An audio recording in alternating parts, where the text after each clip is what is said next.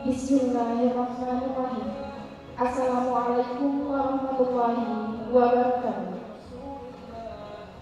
Alhamdulillahirabbil alamin. Assalatu wassalamu ala asrofil anbiya'i wal mursalin wa ala alihi wa sahbihi ajma'in. Amma ba'du. His Excellency, Rector of Universitas Islam Negeri Mataram, Excellencies, Vice Rector, Deans, Director, and Vice Director of Graduate Studies UIN Mataram, respected lecturers, participants, and our distinguished speakers from University of Edinburgh, Universitas Islam International Indonesia, and Universitas Islam Negeri Mataram. Ladies and gentlemen, let's thank to Almighty God, Allah Subhanahu wa Ta'ala, for His blessing and mercies, so we are able to attend this great international seminar.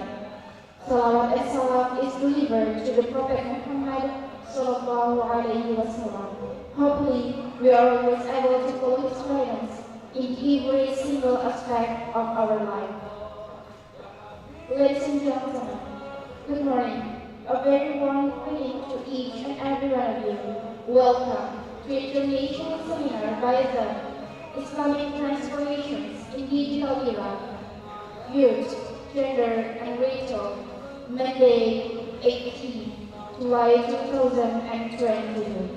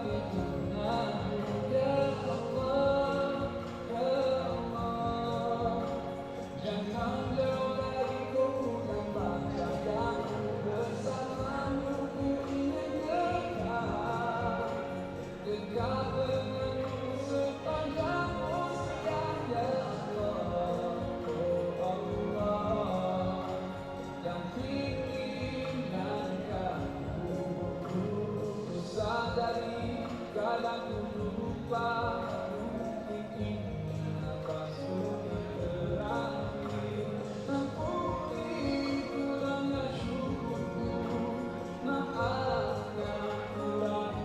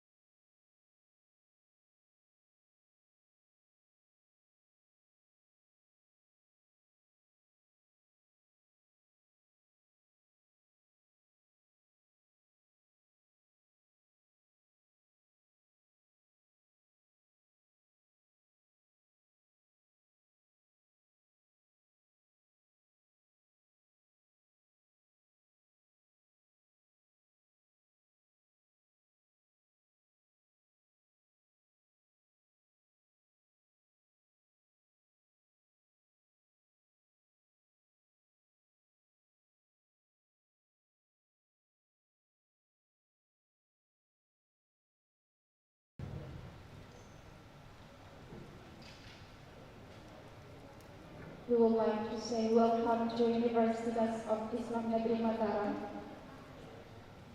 for all of distinguished speakers and Rector of UIN Mataram.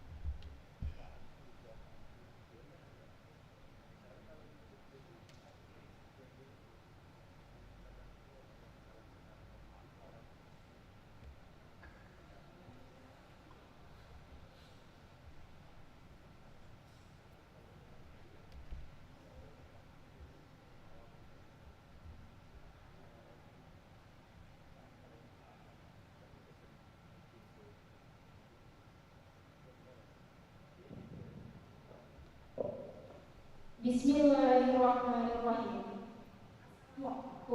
Warahmatullahi wabarakatuh.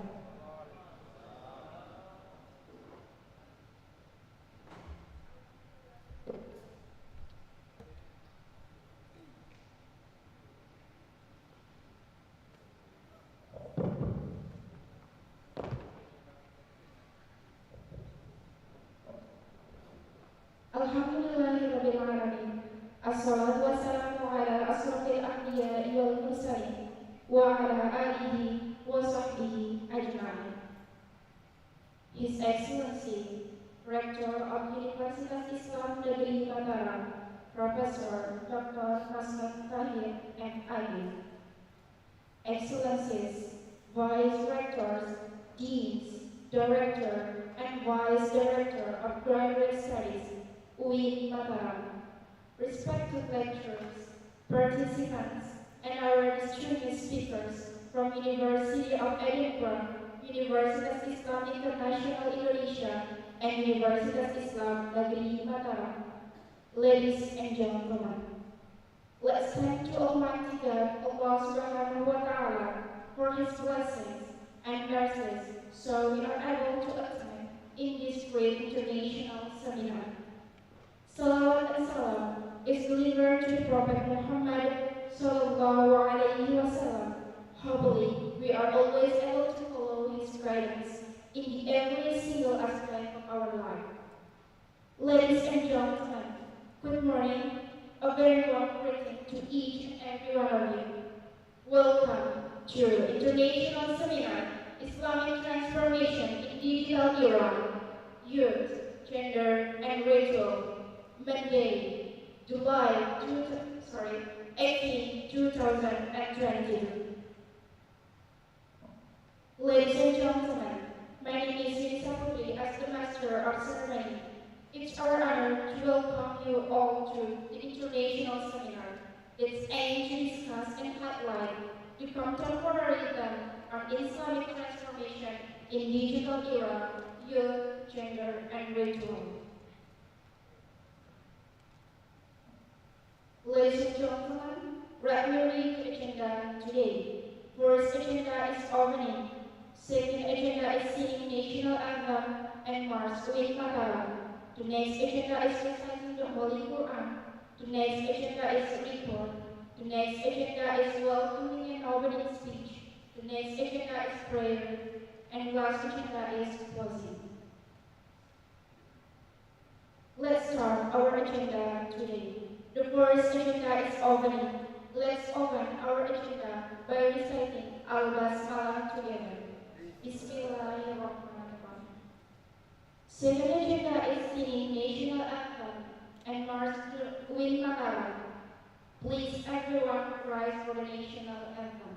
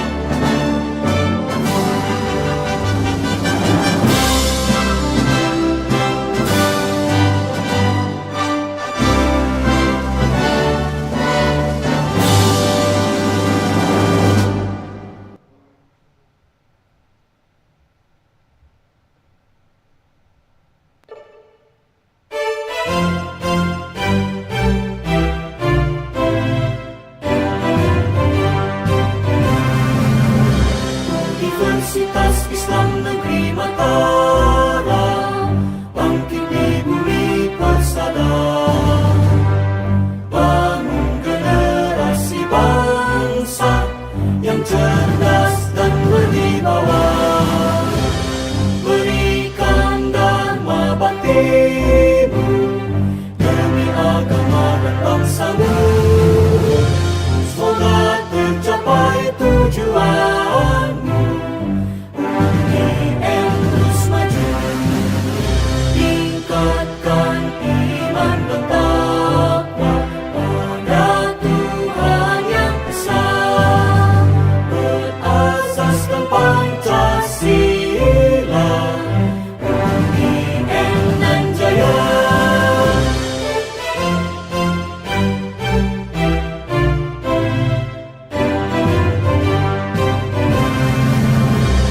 Universitas Islam Negeri Mataram, bangkit di bumi persada, bangun generasi bangsa yang cerdas dan berwibawa, berikan dharma baktimu demi agama dan bangsamu.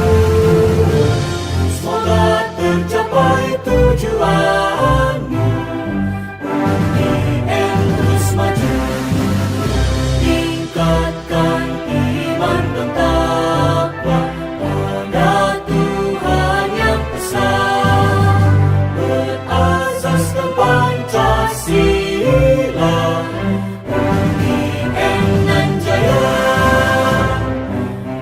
UIN nan jaya.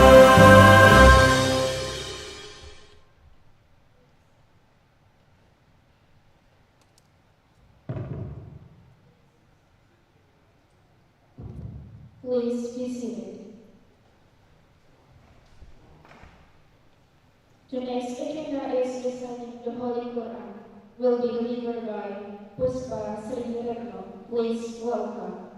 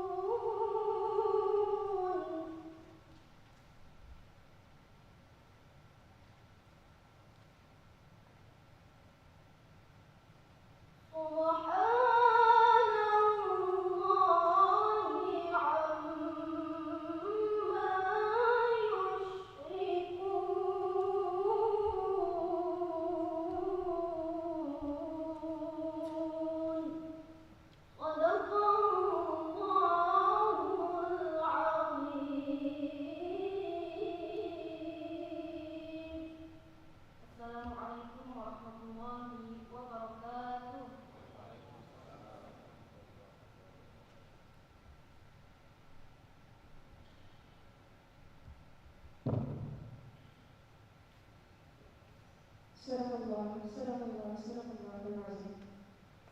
The next agenda is report from the organizing committee that will be represented by Professor Muhammad Abdul Nasir, PhD. Please welcome.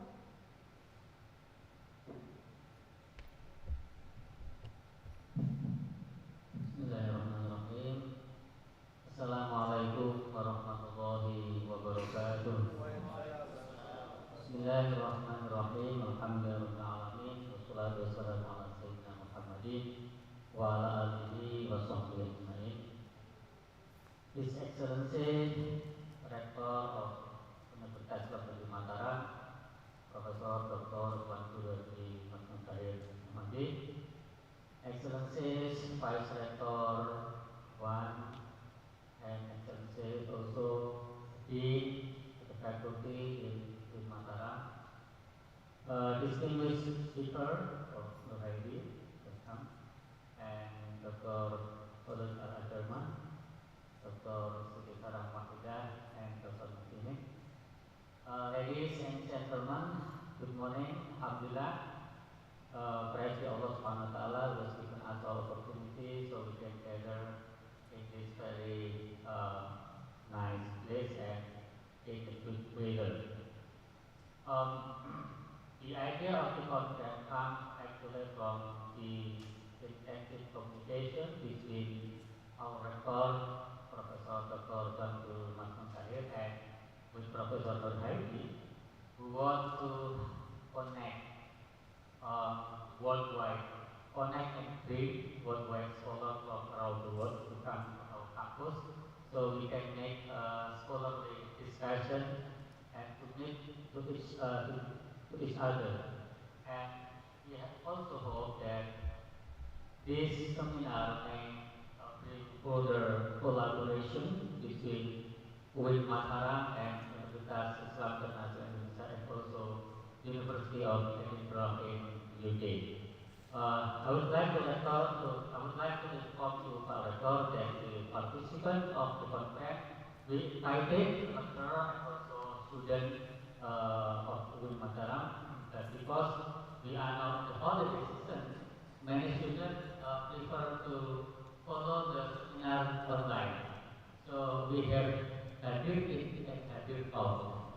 Hadir in is someone who comes inside this meeting, and hadir out is someone who follows the content from the UINTV. Ladies and gentlemen, the topic of today's conference is Islamic transformation in the digital age, youth, gender, and ritual. This is a very increasing discourse in the academia and from scholar worldwide, because now we are entering the era where technology changes the way people behave, the way people live, including the way people understand and perceive religion to each other. So we can see how this transformation affects youth life and also change gender relation and ritual practice. So we will have a very nice presentation that will be presented by our presenter today. Even though this is the national seminar, we would like also to welcome. Jadi meskipun konferensi internasional, juga nanti kalau ada pertanyaan dalam bahasa Indonesia atau in Arabic, we are also welcome. Because we want to make the conference really fruitful to all participants. Lastly, we would like to thank a lot to our rector who fully support our program, and also the dean of the faculties in UIN Mataram. We hope that all participants will take a lesson and will update our knowledge about contemporary issue in Islam and in world in general. I would like also to invite Pak Rektor to open this conference. Thank you very much. Assalamualaikum warahmatullahi wabarakatuh. Thank you so much. Thank you so much for the excellent speech. And the next agenda is welcoming an opening remark will be delivered by Professor Dr. Masnan Tahir MAG. Please welcome.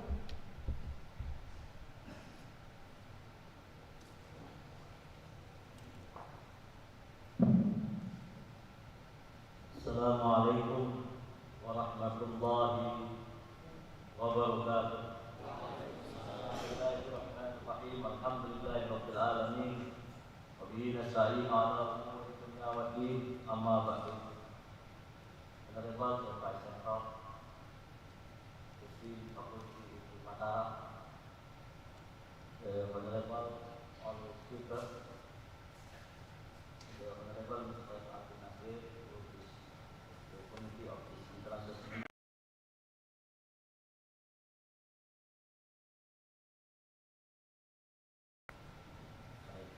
Mr. Abdul Nasir mentioned before. Good morning, ladies and gentlemen. Thank you to each and every one of you for being here in this wonderful place. Pak Nur Haidi baru tahu tapi auditorium yang luar biasa mengalahkan Mandalika. It's an honor for me to be here. Let me begin by giving one welcome to UIN Mataram. Welcome to Islamic Transformation in Digital Era Youth Gender Intellectual Seminar.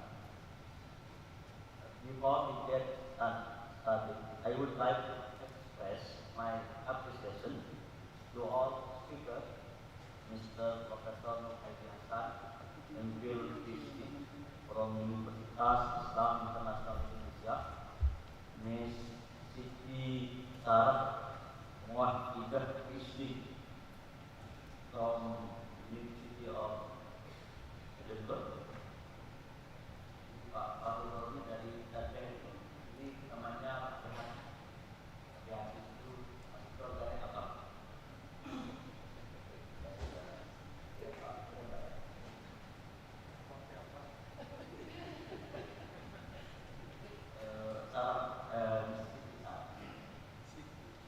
And Miss Paul Al-Jadma, welcome from University of Edinburgh, and Dr. Muhsinin Injidi from Universitas Islam Negeri Mataram, also to Mr. Abdul Nasir and colleague who is conduct seminar in good condition. In today's seminar, we would learn Islamic transformation in digital era, youth, gender, and intellectual. According to me, there are two important things the basis of Muslim society transformation in digital era. Firstly, the market of what we call religious spiritual capitalism. And second is the consumerism of society toward religious equality and Islamic ideology. These two things make the complication of religion very easy to develop in Indonesia, even in political context. Sisa-sisa politik, pilkada, pilpres itu belum selesai. Mungkin sampai 2024 masih akan berlanjut. Nanti akan dijelaskan oleh Prof. Mudaidi. Ini juga sengaja, Prof. Banyak yang alumni di Jogja belum selesai kuliahnya. Ini harus selesai. We also need to realize that we are in an era where virtual eyes and spiritual world dominate more than lies in the real world.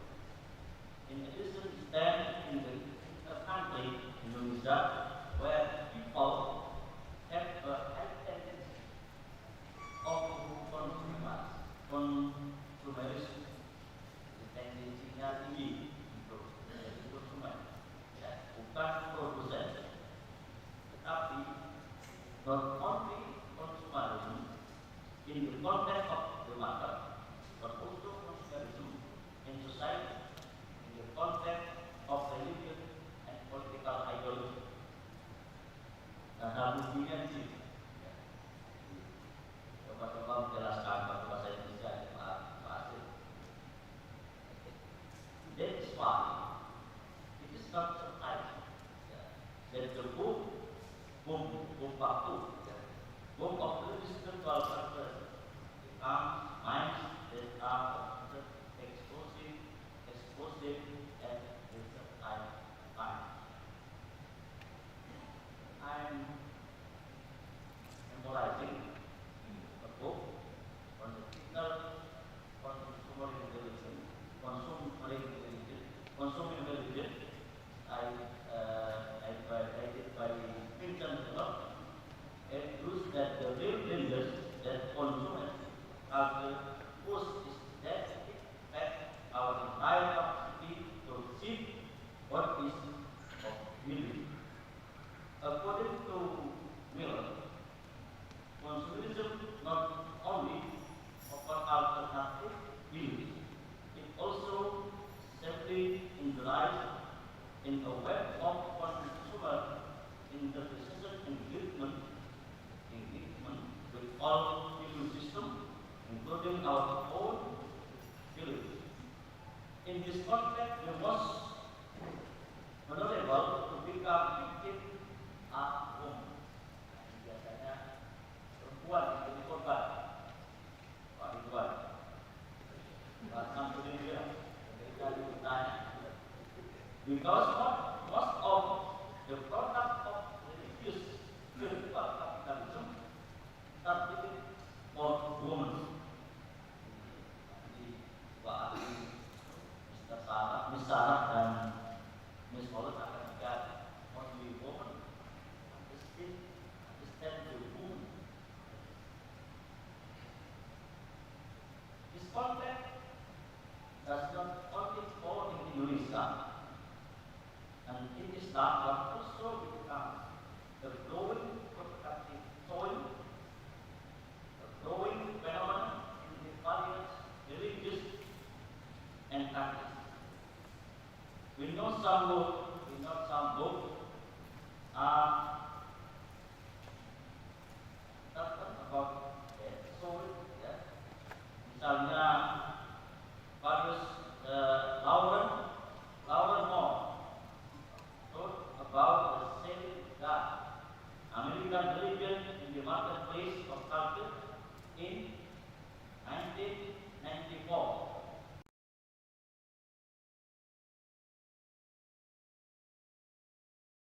Of the church in 2001. Jeremy Clay and Richard Pitt wrote about silent spirituality, the silent offer of religion in 2006, and Sylvie Steinberg and Joe L. Ingford in 2009 wrote about Crystal Diamond, saving Jesus through workout. And in the context of Asia, there is an also interesting book on religious communication in Asia, marketing, edited by Patana Biasa. So, is this something dangerous? Depending on how we look dan bagaimana sudut pandang kita, I think this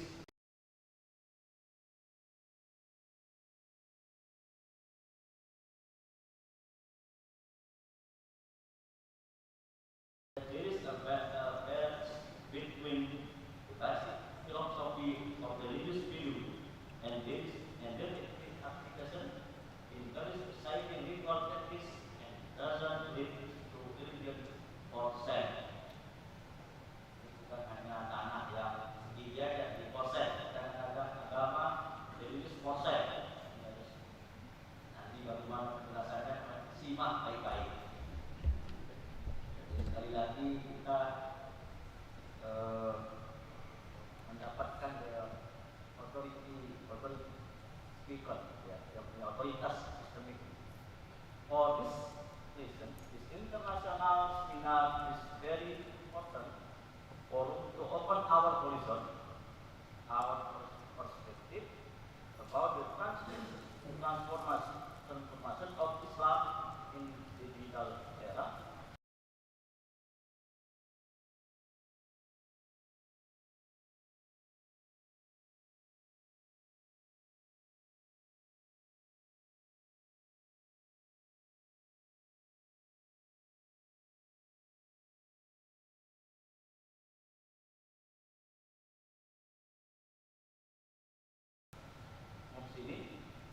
This forum will become a luxury only the academic forum and bring enlightenment to all of us. And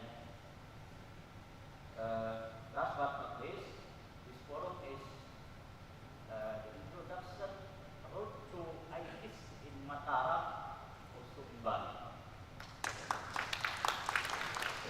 Mohon maaf yang selektif panel maupun open panel di depan para penilainya. Jadi pengantar untuk ITIS ya. Maybe at 14 and 15 of September, the ITIS in Lombok will conduct in this altitude. Saya mengharap kehadiran Bapak Ibu semua nanti setiap partisipan, baik sektor sering, ya, Tuhan. Kemudian di Bali tanggal 4 sampai 7 Oktober. Well, I don't want to take too much of your time. I need to hand over it to our guest speaker, to all of you. I would like to say one more thank you very much for coming. Thank you for sharing knowledge and experience to with Mataram. And first, let us open this international seminar formally by reciting basmalah. Bismillahirrahmanirrahim. Thank you very much. Assalamualaikum warahmatullahi wabarakatuh. Thank you so much for the beautiful and excellent speech by Rector of Universitas Islam Negeri Mataram, Professor Dr. Masman Tahir and Habib. Today's seminar is prayer. It will be delivered by Dr. Subhan Abdullah Azim. Please welcome.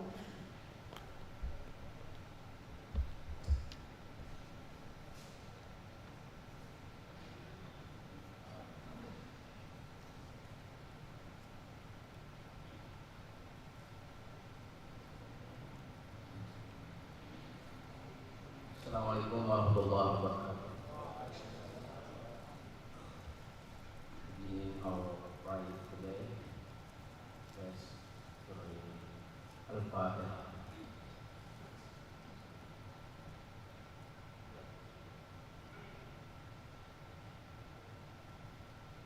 Amin ya rabbal alamin. Bismillahirrahmanirrahim. Alhamdulillahi rabbil alamin. Hamdan syakirin, hamdan na'imin, hamdan yuwafi ni'amatahu wa mazidah.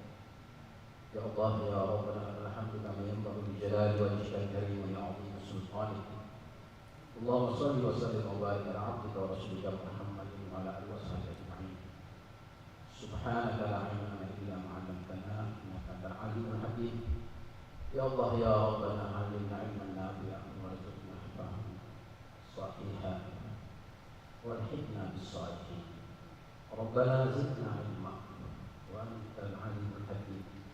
Rabbana atina husna taqwaha wa zakkaha khairan zakkaha. Allahumma a'inna ala dhikrika wa syukrika wa husni ibadatik. Allahumma la tada' lana fi majlisina hadzal illa ghaffartahu wa la hamman illa farajtahu wa la ghadaban illa shafaitahu wa la jahilan illa 'afawtahu wa la marida illa shafaitahu wa la 'aiban illa satartahu wa la dayna illa qadaitahu wa la hajatan min hawaijid dunya illa qadaytaha salah illa qadaitaha wa yassartaha bi rahmatika ya Allah ya arhamar rahimin. Rabbana taqabbal minna innaka antas samiul alim wa tub 'alaina ya Allah innaka antat tawwabur rahim.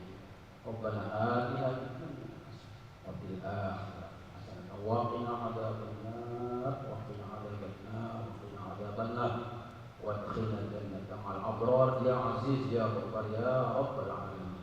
صلى الله على نبينا وحبيبنا وسيدنا ومولانا محمد النبي الأمي وعلى آله وصحبه وسلم. بفضل سبحان ربك رب العزة عما يصفون وسلام على المرسلين والحمد لله رب العالمين. الفاتحة.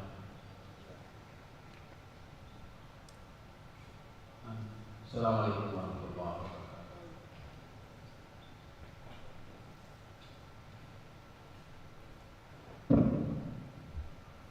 Amin. Amin. Ya Rabbal Alamin.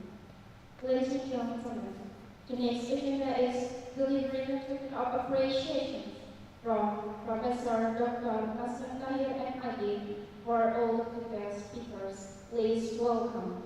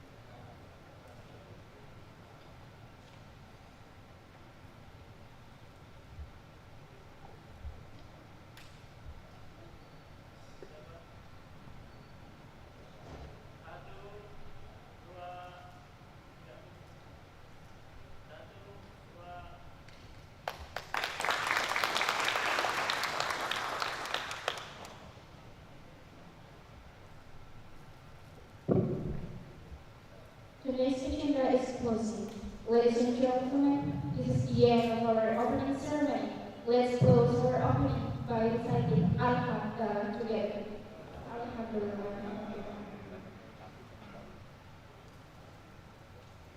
Respected speakers and audience, to begin the seminar, we would like to invite our distinguished moderator, Professor Muhammad Abdul Nasir, PhD.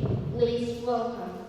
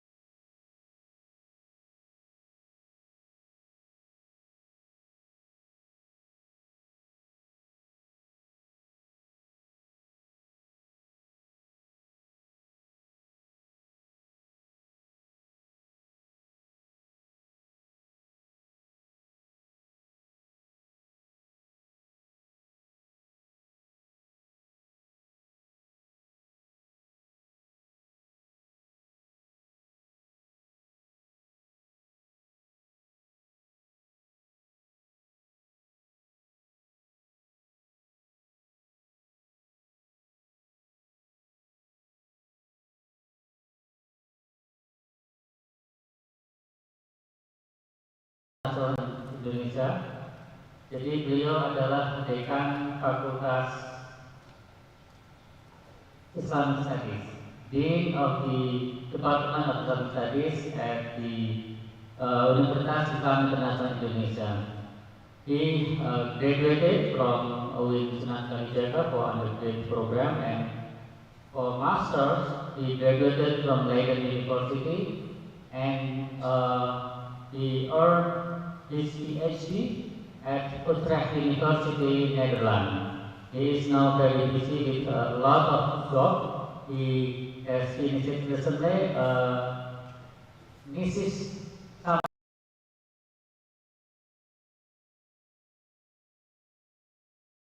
semacam konferensi antar mahasiswa biasanya di Eropa, tapi tahun ini diadakan di Jogja dan beliau yang handle kegiatan ini.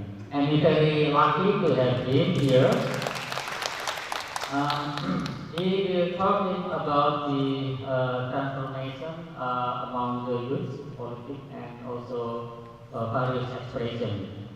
And the second presenter is Dr. Paulus Al-Ajarman. She is the Palestine originally, jadi dia berasal dari Palestine, and now is a visiting lecturer. Yes, and a lecturer. She is now a lecturer at the University of Edinburgh. She graduated from Groningen University in the Netherlands in Islamic Studies. She will be talking about the ritual in the digital era. You know, now many people taking selfie in front of Kaaba, and I would like to talk about it more in her presentation. The next speaker is Siti Sarah Wahidah. Please applause to her. He holds double master, I think, from CRCS, Center of Religious and Cultural Studies, Universitas Gadjah Mada Yogyakarta, and also from Florida University. Yeah, and she finished his doctoral degree at Emory University, the same alma mater with me. Now he is visiting lecturer at the Edinburgh University in Scotland. And also we have Dr. Maksini. Please give applause to him.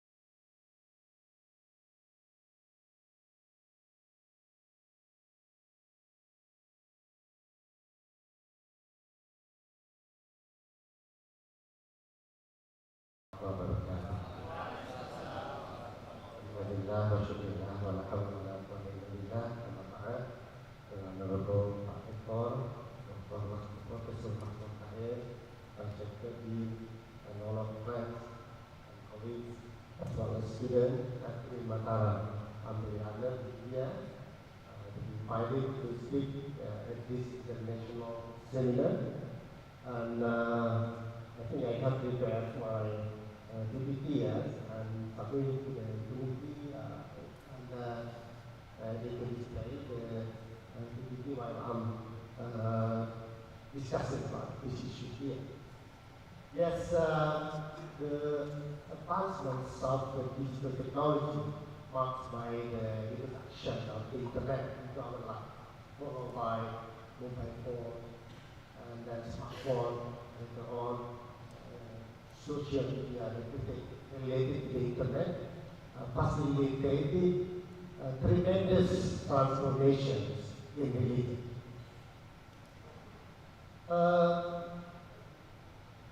Religious texts, foundational texts in our religion are still there, like the Quran and the Sunnah. People still recite the Quran, people still refer to the Hadith in their religious life. But the way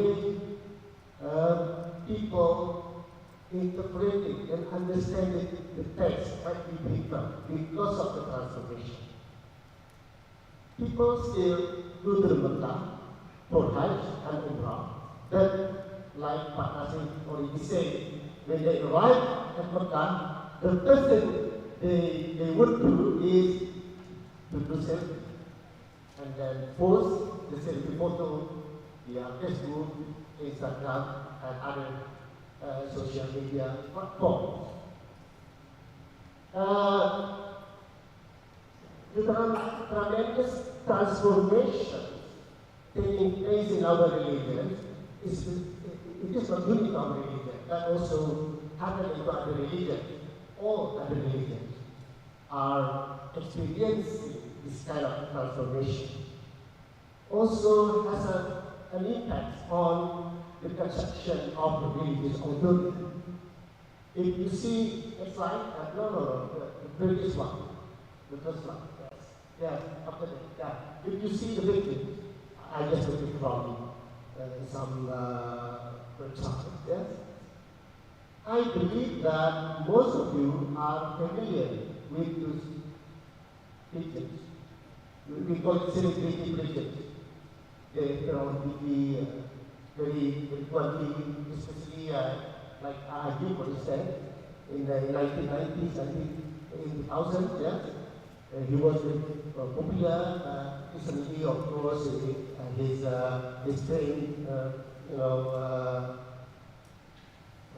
break down because of some decision he made in relation to family affairs.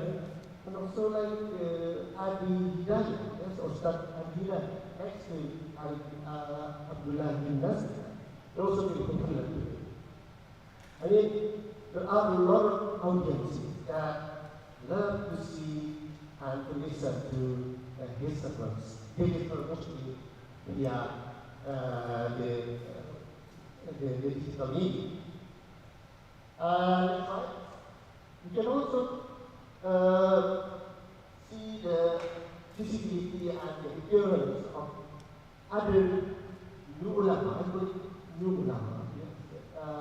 they have some credential, because as an ulama, people refer to him as ulama, not all people rely on his idea of authority, but still there are so many people that Abdul Samad is controversial somehow. A lot of the people in Indonesia hate him somehow, do not like him, but still, a significant number of Indonesian Muslims refer to him as an alim. Kota Solek also has some kind of acceptance and following, especially from the younger generation of Indonesian Muslims. Next to him is Mr. Maulana, who had been very popular in the 1990s, year of 1990 or the beginning of 2000, and he was known as Ustaz Daud as well, using kind of very familiar expressions while addressing the Jama'ah. Next, yeah, this is also considered as a Ustaz from Bandung, Anak Akaki. His appearance is like that, like plainly colorful with the hat, yes, and then with the outfit, something like that.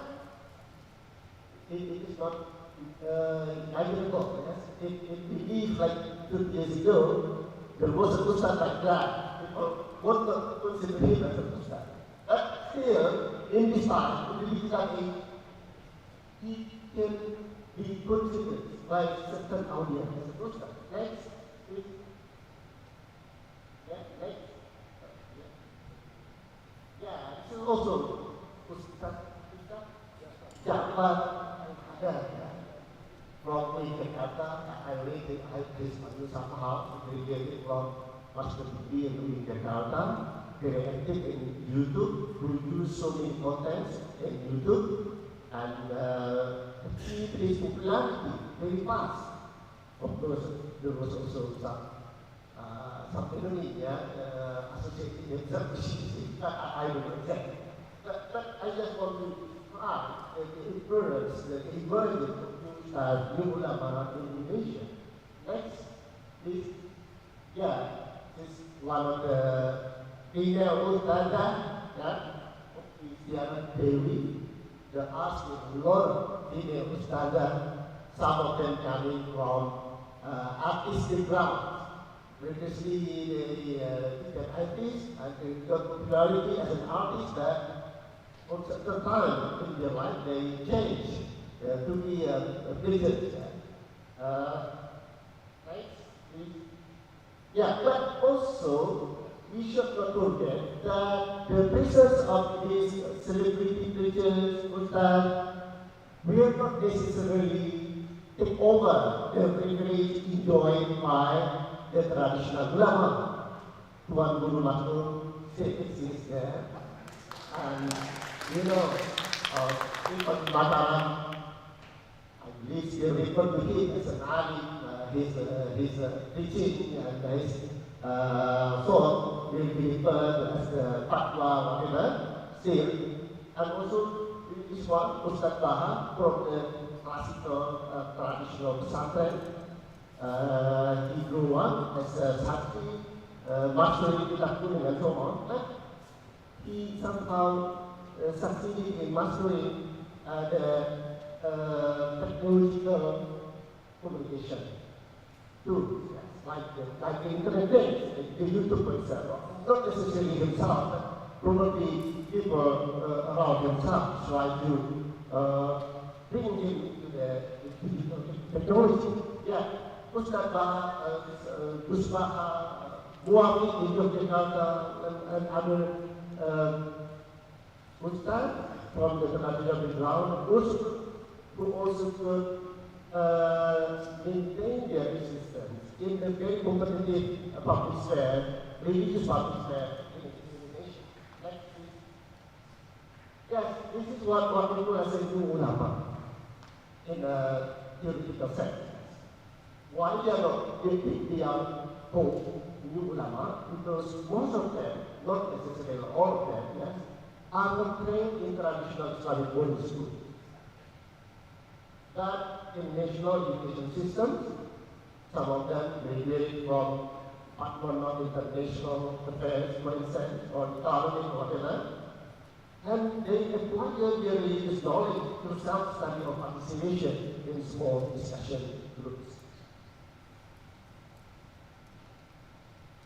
When performing their preaching, they wear paid color foundation, as we saw in the slide, and are performative in character. Most of them are not as literate as those of the past, the classical ulama, the traditional ulama, but they are certainly more able to manipulate symbols, to use symbols and rituals, and to represent the mass society of today. So to become ulama, you are not necessarily required to master kitab kuning. Because it's difficult. If they were studying at high school in Jogja with Asik you can sleep all the night to master kitab kuning. Yeah. But not necessarily you can become an ulama. Today, if you do not master kitab kuning, you have to master the way how to operate the technological media, the camera, and everything people there. Yes, the camera, the etiquette of the camera. Just a little bit of preaching, reciting some 1, 2, 3 verses of the Quran, quoting 1 or 2 hadith, and then you become the ulama. The most important one is how to communicate the religious message to your audience. If you can communicate well, you will reach through the audience. Not only among your traditional audience, but like the audience.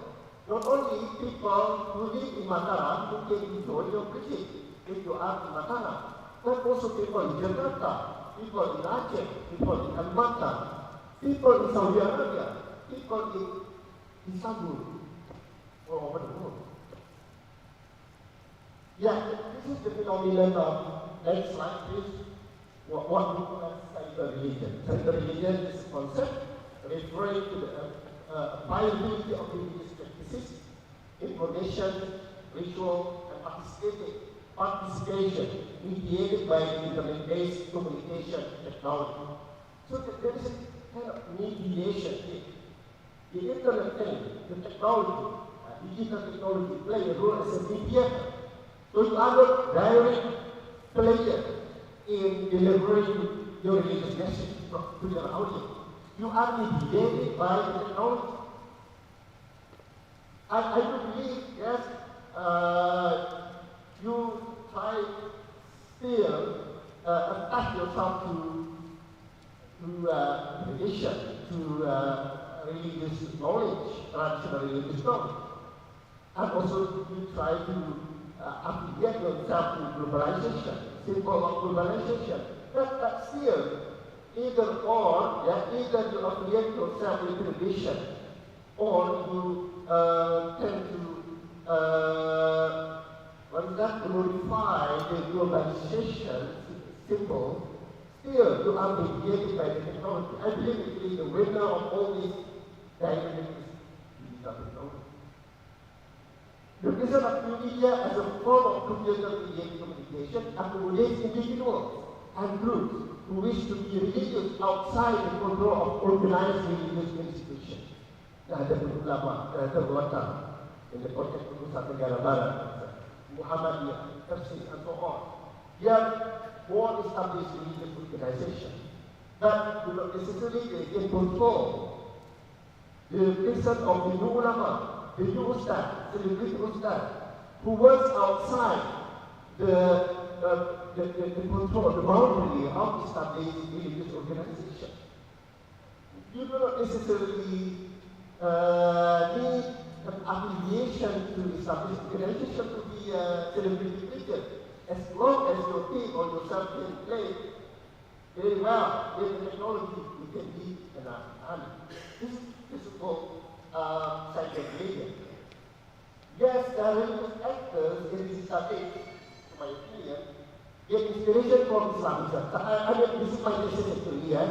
All people today, the religious actors, the ulama, the preachers, they are overshadowed by two trends. The first thing is Islamism. Because the 1990s, 1970s, even 1980s, yeah, we already got acquainted with the thought, the ideas coming from Islamism. Islamism is, kind of ideology, movement, action, inspired by a dream to position Islam as the center, as the discourse faith. In other words, Islamism is related to the dream of having an Islamic state, or establishing an Islamic state. Coming from Syed Tutu Hassan al-Banna, the founding father of Islamism, later on gave birth to Ikhwanul Muslimin, many organizations, including Temple Indonesia as well, through areas and doors. Today, Muslims in our country do not avoid somehow the influence of Islamism, because they read the books by Hassan al-Banna, I say for instance, or students at the university campuses, when they study in the 1990s, they got acquainted with the work by Humayni, for instance. What is that book? Muntahari or Yahudi Sabda, and other thinkers. Abu Ala in Islam. And at the same time, religious actors in this digital age, especially in the context of Indonesia, they engage in cosmopolitanism. Cosmopolitanism is a concept referring to the capacity to accept the differences, pluralism, the ideas coming from outside, multiculturalism. If you are cosmopolitan, you are open to any idea. You are not limited to certain small doors. In your exclusivity, you are open. And this cosmopolitanism is related to the globalization. We cannot avoid globalization. A plane used is a product of globalization. Internet, everything is really product of globalization. That we, all of us as a religious engage in cosmopolitanism by following consumption patterns from globalization, learning market rules, and getting acquainted with values of individuation and pluralism and consumerism. Somehow we are in a hybrid situation. We pick up something from Islamism, we pick up something from globalization, we try to combine. Yes, this is what I call as the hybridization of religion. Religion becomes hybridized. because so many elements are mixed in our religion, or in the way we practice our religion. Yes, in this context, we have to highlight that the main factors behind all this tremendous transformation and processes are actually young people. Youth are at the front line. They serve as creative agents in negotiating Islamism and cosmopolitanism. They have engaged in various forms of political activism, from radical self-action to electoral politics to pop culture. If you look at the new communities of religion, Bandung, Jogja, Surabaya, and other cities, and also the YouTube thing, the preaching, the main actor must be young people. Because young people need, the opportunity to claim space, because they are in an unstable situation. They are no longer children, no longer considered as teenagers that can rely their life on parents, for instance, but at the same time they are not yet mature, not yet able to responsible for themselves. That's why in that difficult situation, young people want to rush to claim space in competitive public sphere. That's why they are not hesitant to be the pioneers of transcending the global trends. Indeed, they serve as transcenders of global trends and also appear to be active negotiators between the local and the global. The religious actors in the digital age, most of them accept and embrace the evolutionary principle of pluralism. I mean, in the internet, you cannot push people or your viewers to follow your content, right? Your preaching, you cannot. While in eye contact, you can post them. It's on the authority you have. As you are Ali, higher rating of Ali, you can post your followers. You have to do this, you have to do that. You should not do this and do that. You can, but the internet, you cannot. You cannot do that. Because the relationship of you with your viewers is quite fluid. Yeah, your followers, if they feel forced by you to follow certain trends, ideas, for instance, and you don't like to be forced, and then you go away from that people. That is the characteristic of religion in the digital age. Some of the religious actors adopt form of defined radicalism as a substitute method of religious self-production in a religious market to building culture and consuming public. This is not strange actually, not unique to Muslims, but it's also happened in America, in the church, for instance. That's quite unique phenomenon, quite appealing or phenomenon in the recent context. And the religious actors today are trying to be self-help group who offer introduce Islam.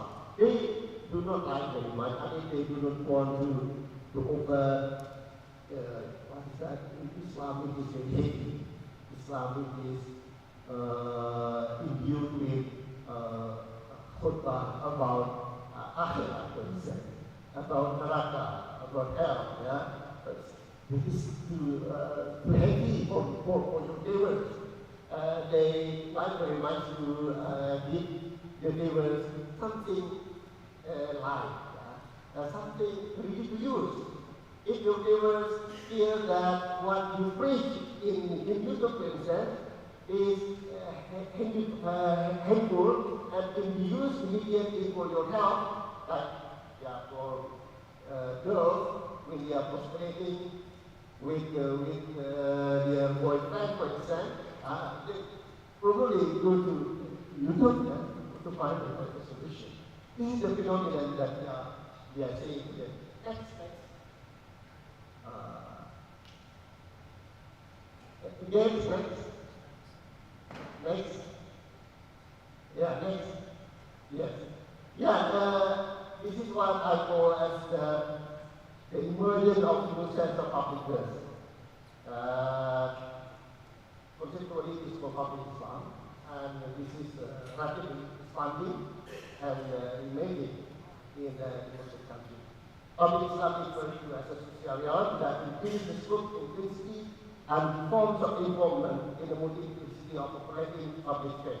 I mean, what we call as public Islam is actually something fluid. Yes, people, Muslims, Christians, or whoever, they do not want to be restrictly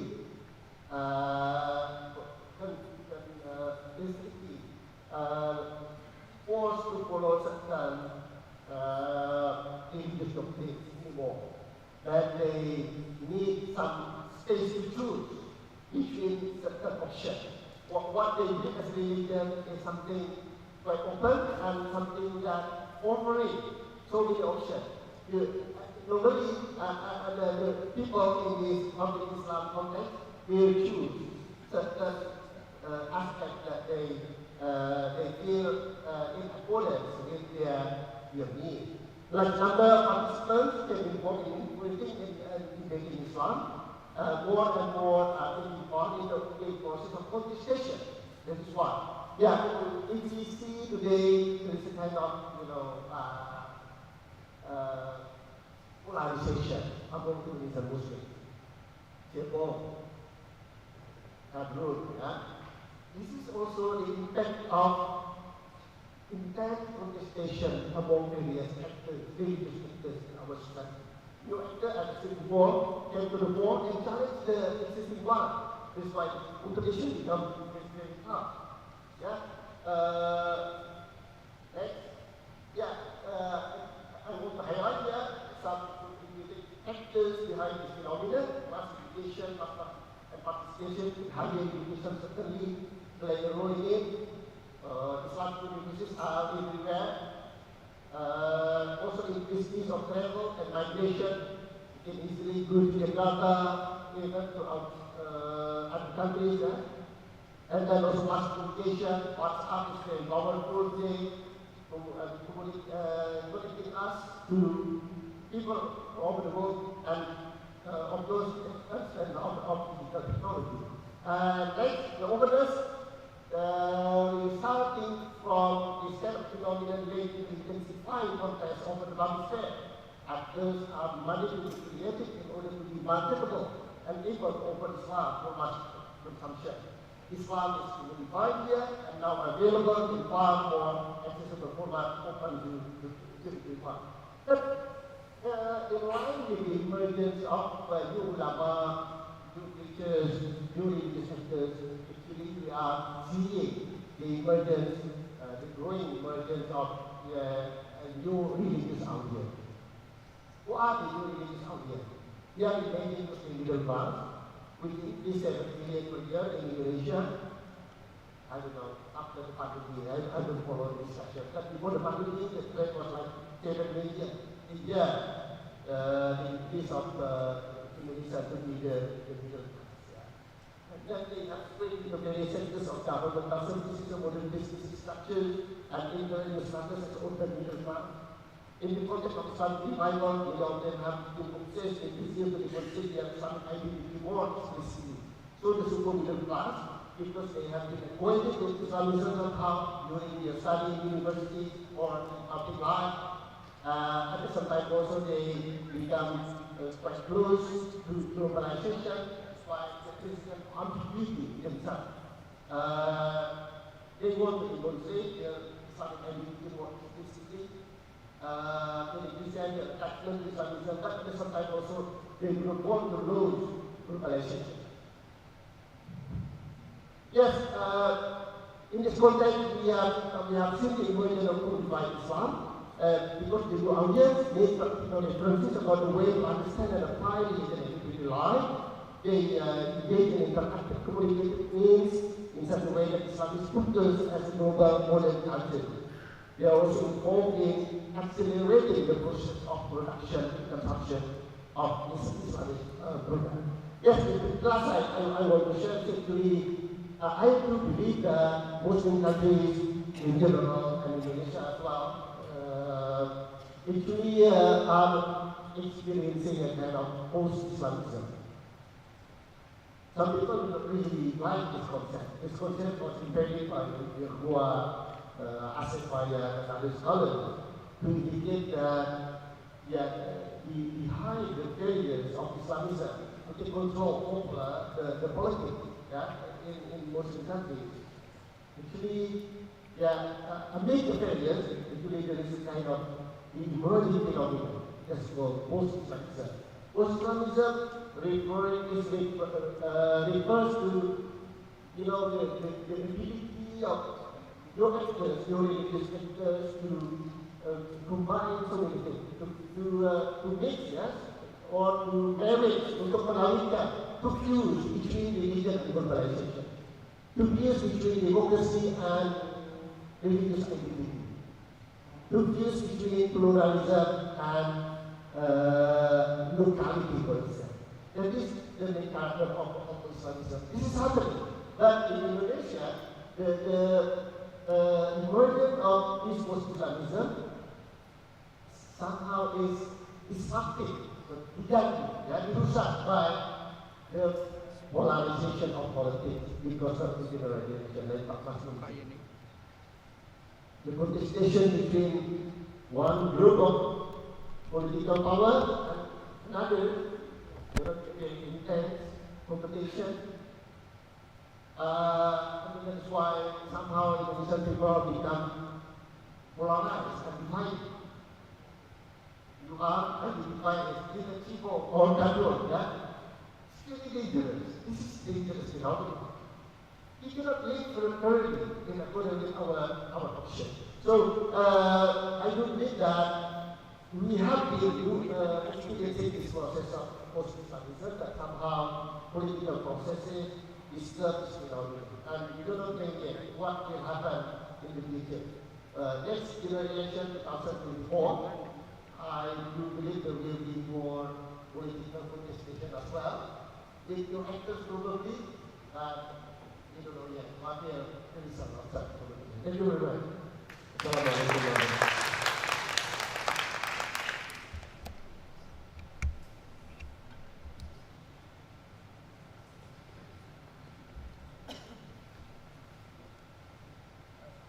Thank you very much, Prof. Nurhadi, for your very interesting presentation on the rise of post-Islamism, which we using the media to communicate the idea and also the rising of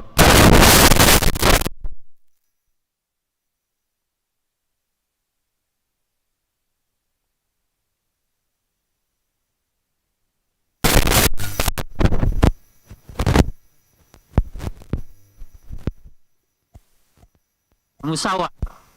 Yeah, he has Islam kita.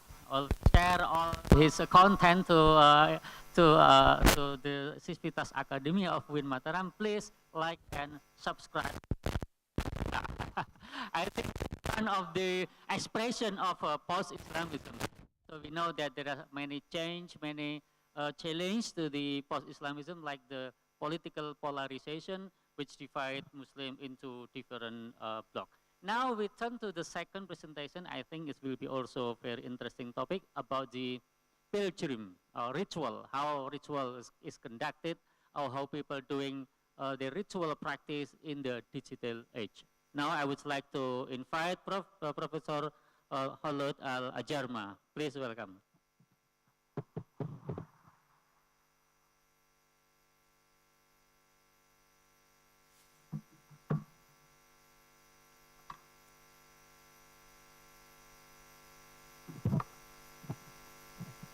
Thank you, Mas Nasir.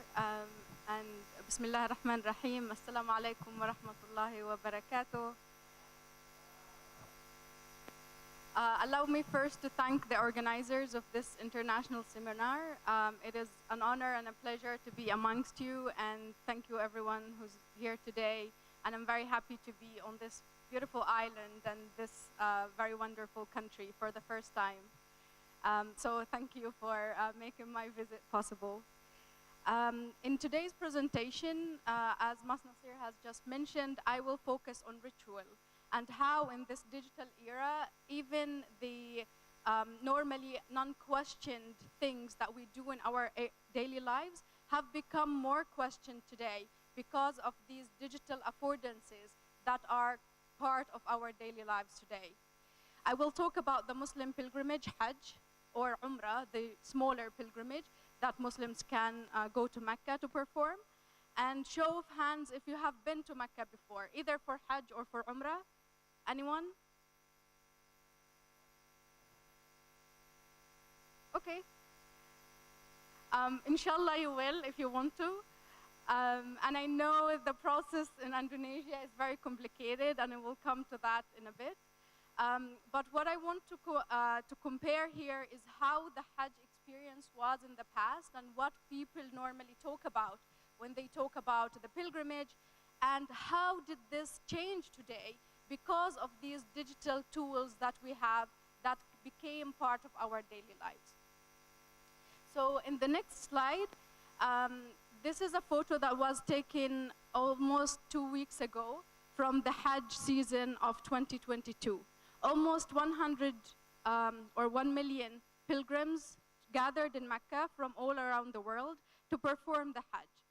They came in special circumstances this year because, of course, of the COVID pandemic, which stopped pilgrims from going to Hajj for almost 2 years. And now things are going back to normal.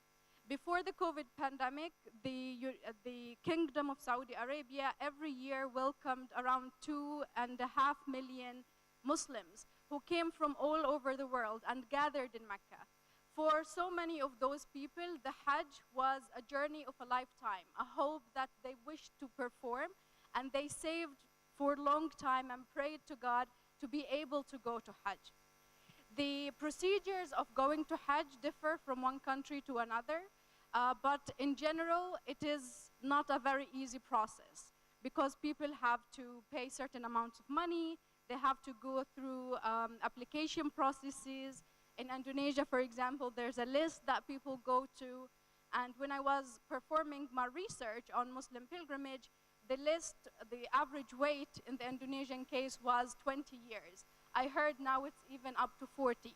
So it's also the anticipation of being wanting to go in Hajj and being able to go or not. In many of the popular discourses about Hajj and how people see it, it's a very spiritual experience, but also a sensory experience. So people a lot talk about the first time they've been to Mecca. They'll talk about the first moment they saw the Kaaba and how they were overwhelmed by this sensation that many of them talk about crying when seeing the Kaaba for the first time.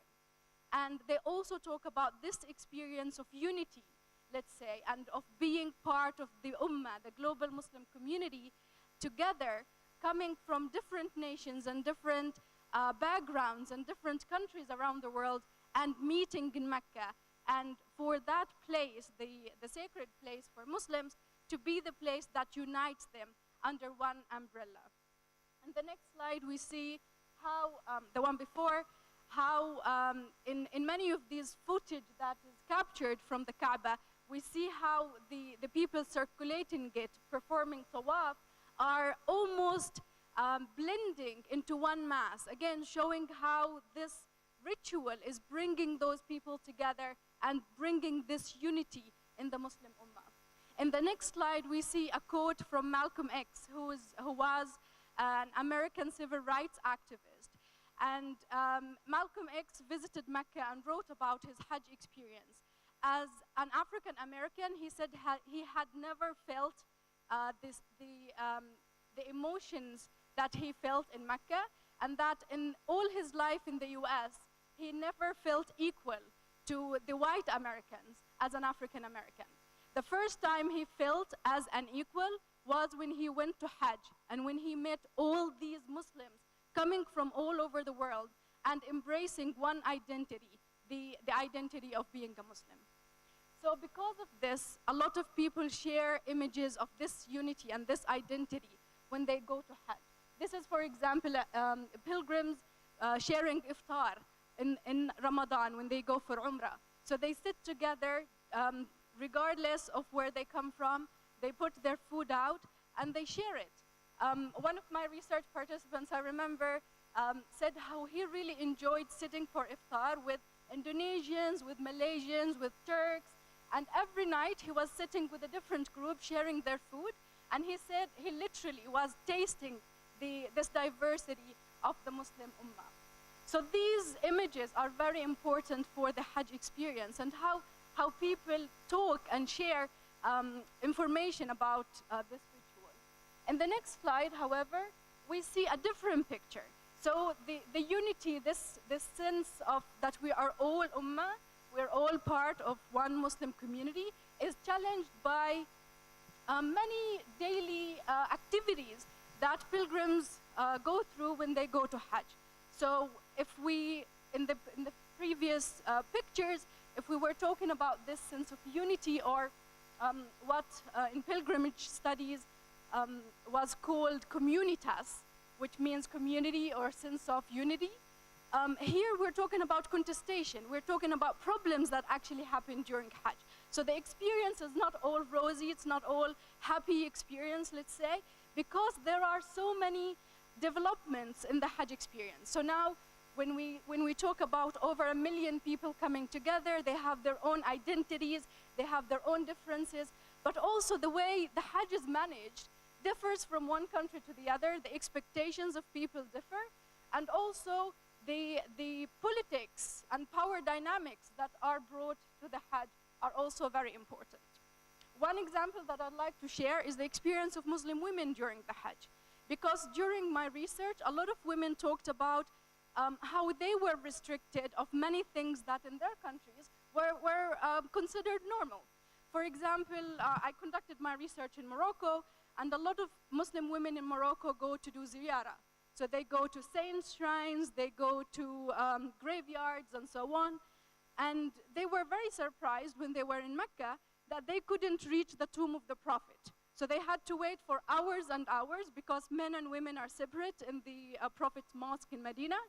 And women had to wait for hours after certain prayers when they're allowed to go into the Rawdah. And of course, the Rawdah for Muslims and for those who are going to Mecca and Medina is one of the, well, it's believed religiously to be part of heaven on earth. So it's very important for people to go into the Rawdah to pray 2 rak'ahs there, but also to see the tomb of the Prophet, because the Prophet is very important in their lives and in the narratives that they hear about Islam. So for the women, it was very surprising that they couldn't actually visit. In the previous slide, we can see actual barriers, plastic barriers that they wouldn't even be able to see the tomb of the Prophet and the companions. And also, there were female guards pushing them out and so on. And at the same time, they couldn't, for example, go to graveyards. The mobility, let's say, of women pilgrims specifically was very much limited. And this brings us again to this idea of contestation and how the pilgrimage is not always this experience of unity, because there are always power dynamics that are part of the process. In the next slide, we see, and this brings us to this idea of how are these power dynamics and how is these ideas of contestation versus communitas come today in today's globalized world, let's say. So today, the Hajj in the past was more complicated experience. Today, it takes hours. In the past, it took months, sometimes years for some people to travel to Mecca. And also today, there are various technologies that make the Hajj experience, let's say, easier, or easier to communicate with those who are away. But again, this ease in communication, it also has its own contestation that people who have been to Hajj speak about. So in the next slide, for example, we see how the pilgrims who have been to Mecca represent themselves on social media. They sometimes use, the next slide please, they sometimes use Hajj apps, and everyone who has a smartphone can get access to those apps today. So if you do just Google Hajj, and then you'll get all these apps that can facilitate and make the pilgrimage experience easier. Many people do use these apps, but again, this also creates an issue for older people, for example. How do people who do not have access to a smartphone get the information that these apps offer? And also, how do people who cannot read and write, for example, use these apps? So there is this issue of affordability, so it is making people's lives, let's say, easier, but at the same time, it is creating challenges to certain types of Muslims who are performing the Hajj. In the next slide, we see how people, and this was already mentioned, how people present themselves on social media. So social media now is an open platform for people who also go to Hajj, and as Nasir mentioned, people go, they arrive, and the first thing they do, they take a selfie and they share it online. And of course, this is also a very ambivalent issue, because on the one hand, people would say, I've waited so long to be there, and I wanted to share that moment with those who were not there. But at the same time, people would say, isn't this narcissism? Aren't you showing this just to show off that you've been to Hajj? How would people who have paid so much and waited so much feel when you've been there and they have not? So it creates all these issues between those who think that it is their right to share the experience and those who feel that they are, that these people are actually performing a form of self-worship rather than God worship, as they would call it. But again, for example, here you can see Mohamed Salah, for those who like football, and he has millions of fans. And people would say, but when a Muslim like that, who has non-Muslim followers, posts a picture like this, wouldn't this also help people balance the view about Islam rather than what they see in the media, like the official media, state media, about terrorism and about radicalization and so on? So again, we see how this idea or how these affordances of using digital media today creates all these discourses, let's say, of contestation between the people who are with the use of social media and those who are against it. And of course, in the next slide, we see how this is also represented in pictures, whereas somebody is making a prayer and the other is facing his phone. And again, like people would say, you're giving your back to the Kaaba and your face to your phone, and how the Kaaba should be the center. You should be facing the Kaaba instead, and so on. In the next slide, we see also how people actually take pictures of the names of those who were not present in the Hajj. And you probably, if you have relatives who have been to Hajj, maybe you received one of those gifts, let's call them, where people would write your name and then they will take a picture with the Kaaba and your name. And for them, it is also a way to share this experience and tell those who are not present physically that you were with us, even if it was spiritually, let's say, or even if it was like the wish to be there. That is still valid for many people. And these aspects that are very important today create also problems, or what in media studies is called contest collapse, which is how these social domains that were originally separate, like the people in Mecca were physically separate from the people back home, are now merging. So it's not, the people in Mecca are not totally separate from those back home. And those back home can almost instantly learn about what is actually happening in Mecca. So in the next slide, for example, we see pictures taken by pilgrims who were appalled by some aspects of their Hajj experience. So for example, they would take pictures of the garbage or the situation in their hotel room or the unorganization of certain parts of the ritual and so on. And this creates a very different picture to what the Hajj is normally about or what people share. In the past, people took a long time to come back home, and by the time they came back home, they didn't like, or in my research at least it showed, they didn't like to share the negative parts of the experience. because at the end of the day, it's a spiritual experience. They were happy they were able to do it. So people would go home and share let's say, the exemplary parts of the experience. So how they were overwhelmed by emotion, how they met people from over the world, which is true. But today, this social media almost instantly allows people to complain when they are irritated at the first moment of the thing. So these are just some examples. And in the next slide, we see an example of a march actually that took place in Mina, in the tent camp around Mecca, when Moroccans complained about the situation of their camp. And here we see again, like it's no longer this global community. It's more about the services of certain groups of Muslims who are not satisfied by the experience. This also creates a problem with the local authorities, both in Saudi Arabia and in home countries, who are supposed to facilitate this experience for the pilgrims. So in the next slide, for example, we see shots from official media reports in Morocco. So the state media would interview people in their hotel rooms, saying how wonderful the pilgrimage experience is.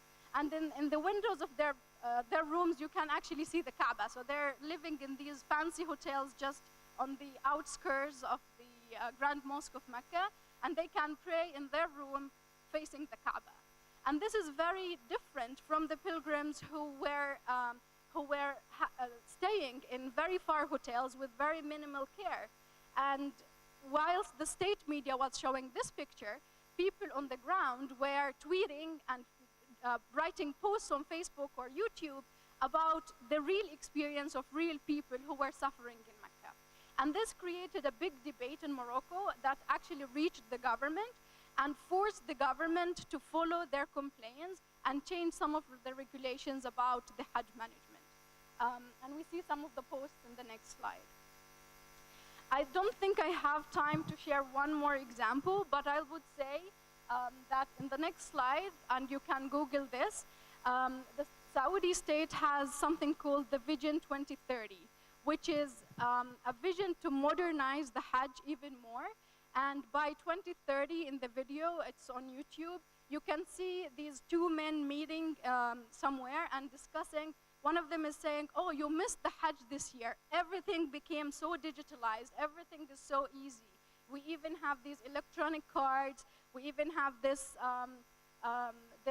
headphone set that would tell us what prayers to make when we were circling the Kaaba and so on. And for many people, this is what the Hajj is becoming more and more. It is becoming more digitalized. It's becoming more targeting certain types of people who have the skills, let's say, to work with this media. And for many people, it is creating also this ambivalence. Like, what about people who cannot read and write? Again, what about people who have disabilities? What about women's rights? And will women be able to do certain rituals that they were not allowed to perform before? Or is this change only a digital change? It is only to target people to use these digital tools, but what does it mean on the ground, on people's actual experience of the Hajj? And in the video, one interesting aspect that you might notice if you Google it, a woman gets lost, for example, and this digital app helps the husband locate her in Mecca. And it is very interesting because, again, although we're seeing this development and this digitalization, we're also seeing that this stereotypical view of the woman getting lost and the husband looking for her, that is still the same. So to what extent is this digitalization also consistent with the modernity, not only in the digital sphere, but also aspects of human rights and of this globalized experience of all Muslim pilgrims? So to conclude, I think the main points that I want to share here is that the pilgrimage is a complex endeavor. It doesn't also always mean similar experiences among pilgrims. It depends on how an individual searches for meaning and how it is in their environment. And also, 2 slides more, please, just to get to the conclusion. And also, to contextualize or frame pilgrimage fully, it is essential to focus on long-term effects of the Hajj once pilgrims return home, not only they experience when they are in Mecca, including these ambiguities and the social setting and cultural settings that people operate through. And Muslims are not only people who are performing rituals, because they are social people as well, and their daily lives are full of these moments of ambivalence. And also in today's digital media, there is a fine line between the personal and what goes viral. And the social media is one example of how the personal is no longer becoming only personal. So we are only beginning to realize what effects this digital boom may have on the Hajj experience and meanings attached to it. Thank you very much.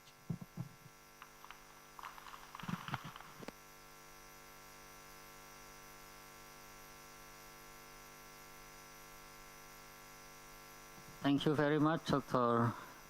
Ulud Al-Ajarma. I have never been to Mecca. Saya belum pernah haji atau umroh, so I cannot imagine what in Mecca look like. But through media, television, WhatsApp, and perhaps Facebook, we can see our friend going there and sharing the idea, sharing the picture of, doing tawaf and so on and so forth. So what doing Hajj in the digital age mean? I think the big question that Dr. Holod already answered. We also see how when the celebrity like Muhammad Salah, taking picture while doing Hajj, it must have huge impact not only to his Muslim fans, but also for his football fans, something like that. I think it's a very interesting topic. Now we would like to invite Pak Dr. Mohsinin to present his topic on the challenge of Islamic education in the digital age. Please welcome Pak Dr. Mohsinin.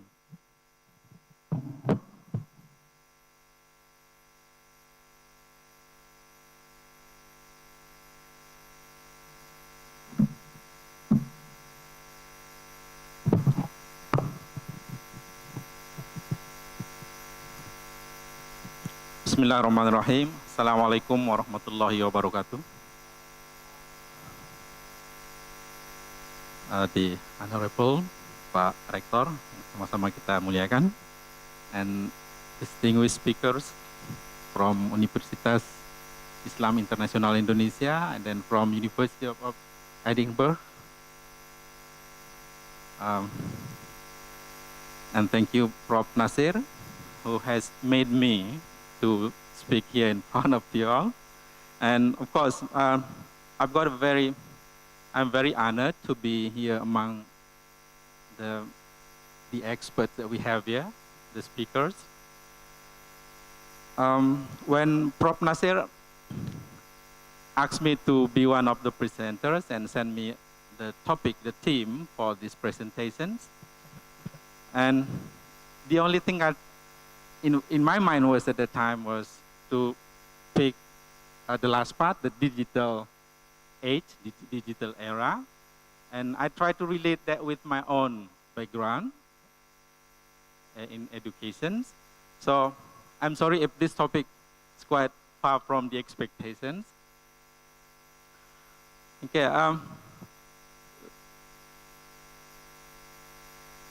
Can we start from the beginning? Just the title. Yeah. Islamic education in the digital era, the challenge maybe, as Prof. Nasir has mentioned.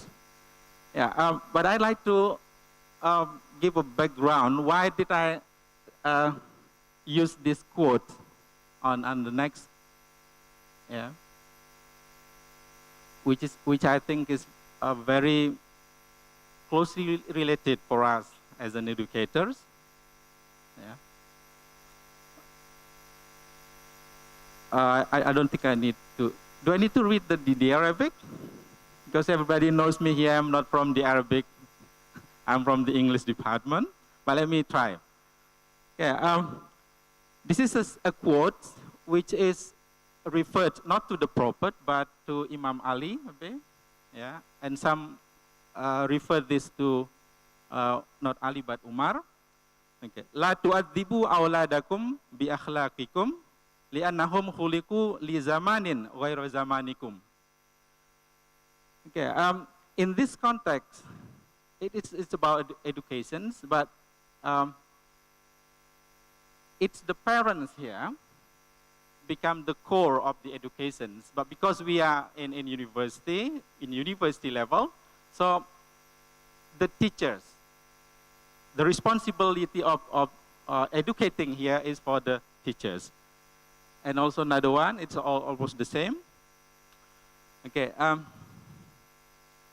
I will start with introducing some terms related to the use of terms in digital era related to education. Yeah, we've got here, just the next.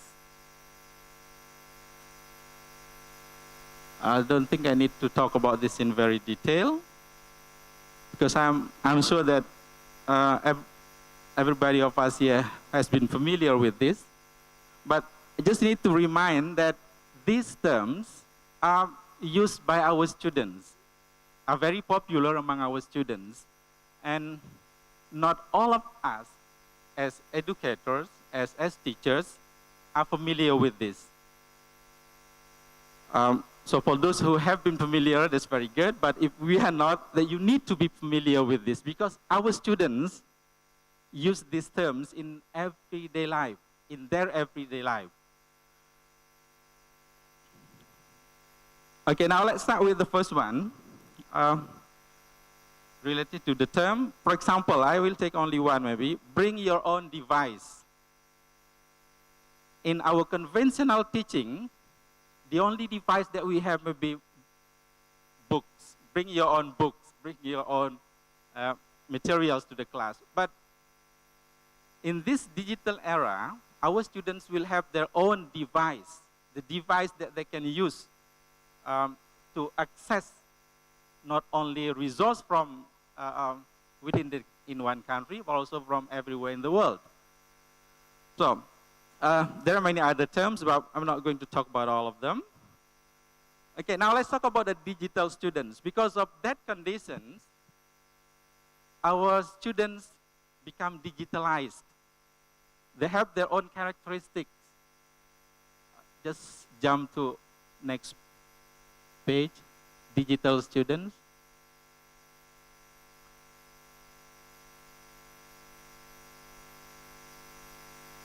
Yeah, because they live in a different era, different times. So, next please.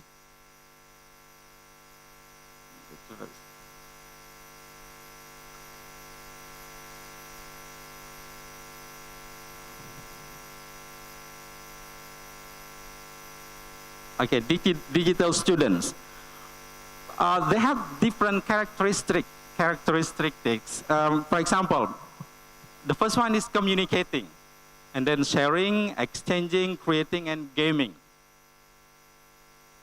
If you look at the last one, gaming, it's unavoidable that our students will play games.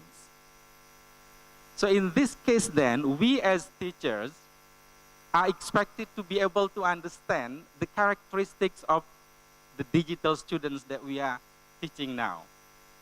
Communicating, they always intensively communicate with not only from their close friends, their friends nearby, but also from other part of the world.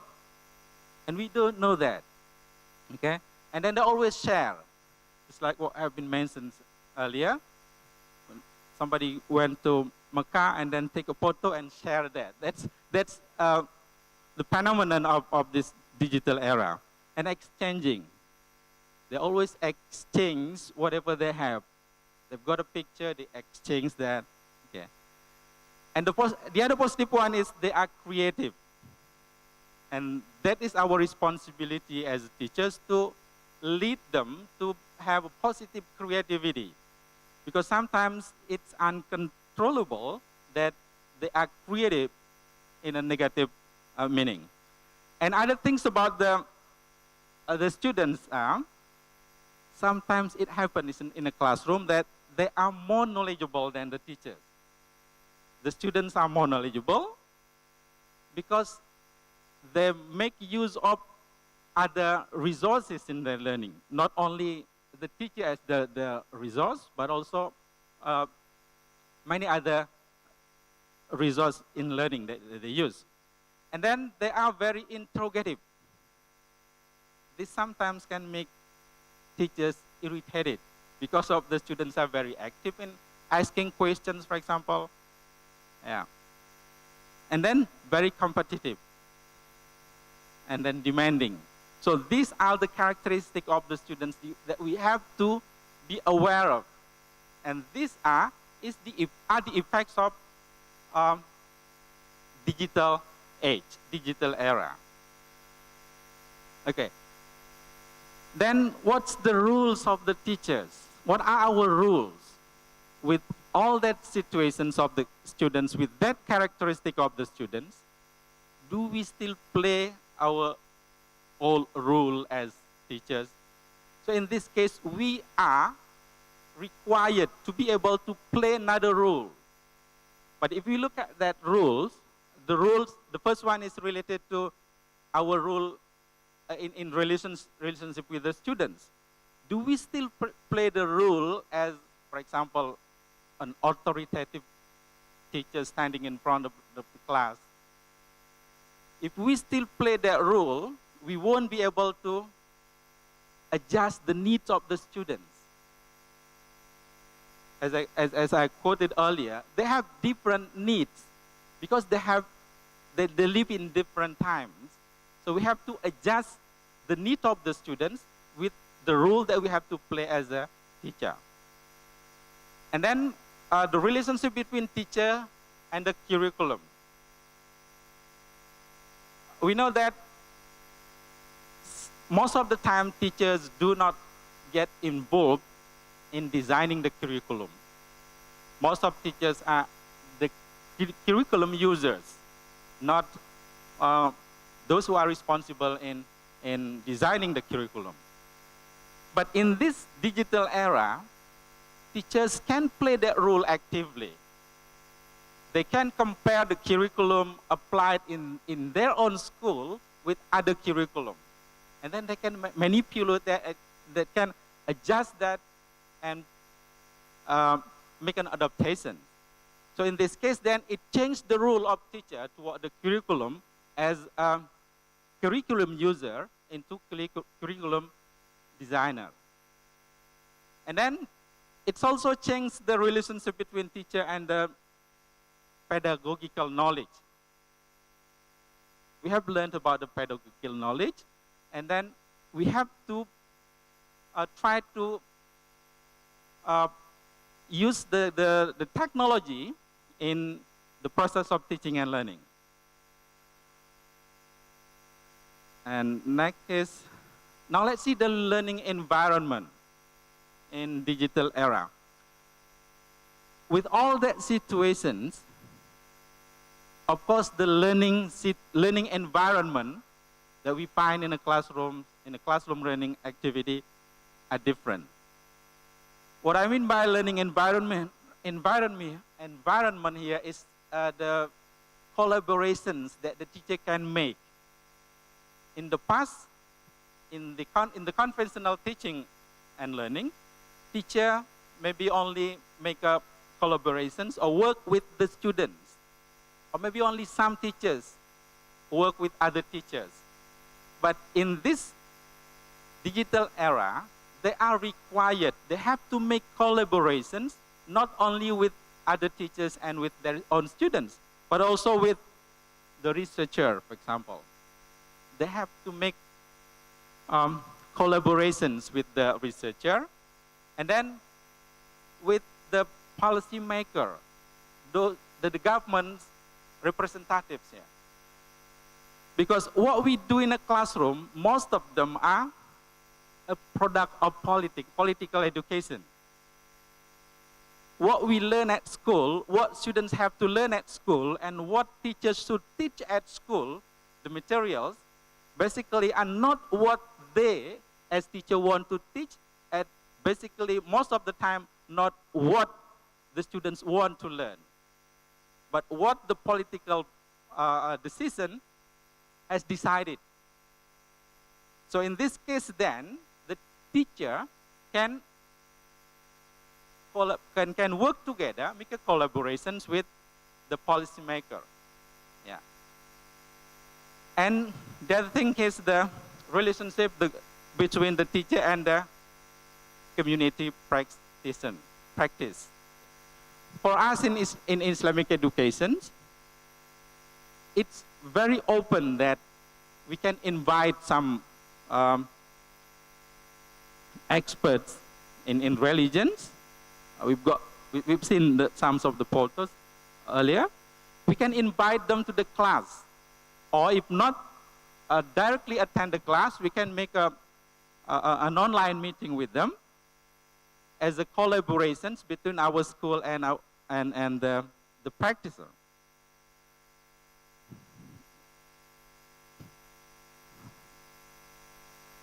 Yeah. Now, with all this then, how can we teach Islamic teaching, Islamic education with the development of technology that we have today? And then of course then, as the teacher, we have to be able to adjust ourselves. If we have digital students, then we have to be digital teachers. We only can teach materials, yeah, if we understand the materials completely. If we understand the students who we are teaching. If we have to teach digital students, I mean, if the students are very competent in using technology in learning, then we teachers should provide our knowledge, should prepare ourselves with the knowledge. Only with that, in terms of digital era, we teachers have to be digital teachers. And other things is, we can follow the, I think, can you show me the slide? I forgot what slide. You've got the figures. No, just go on, go on.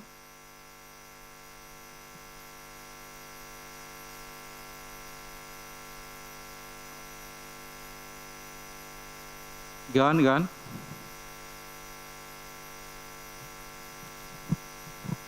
For example, related to the relationship between teacher and students, the collaborations that the teacher can make.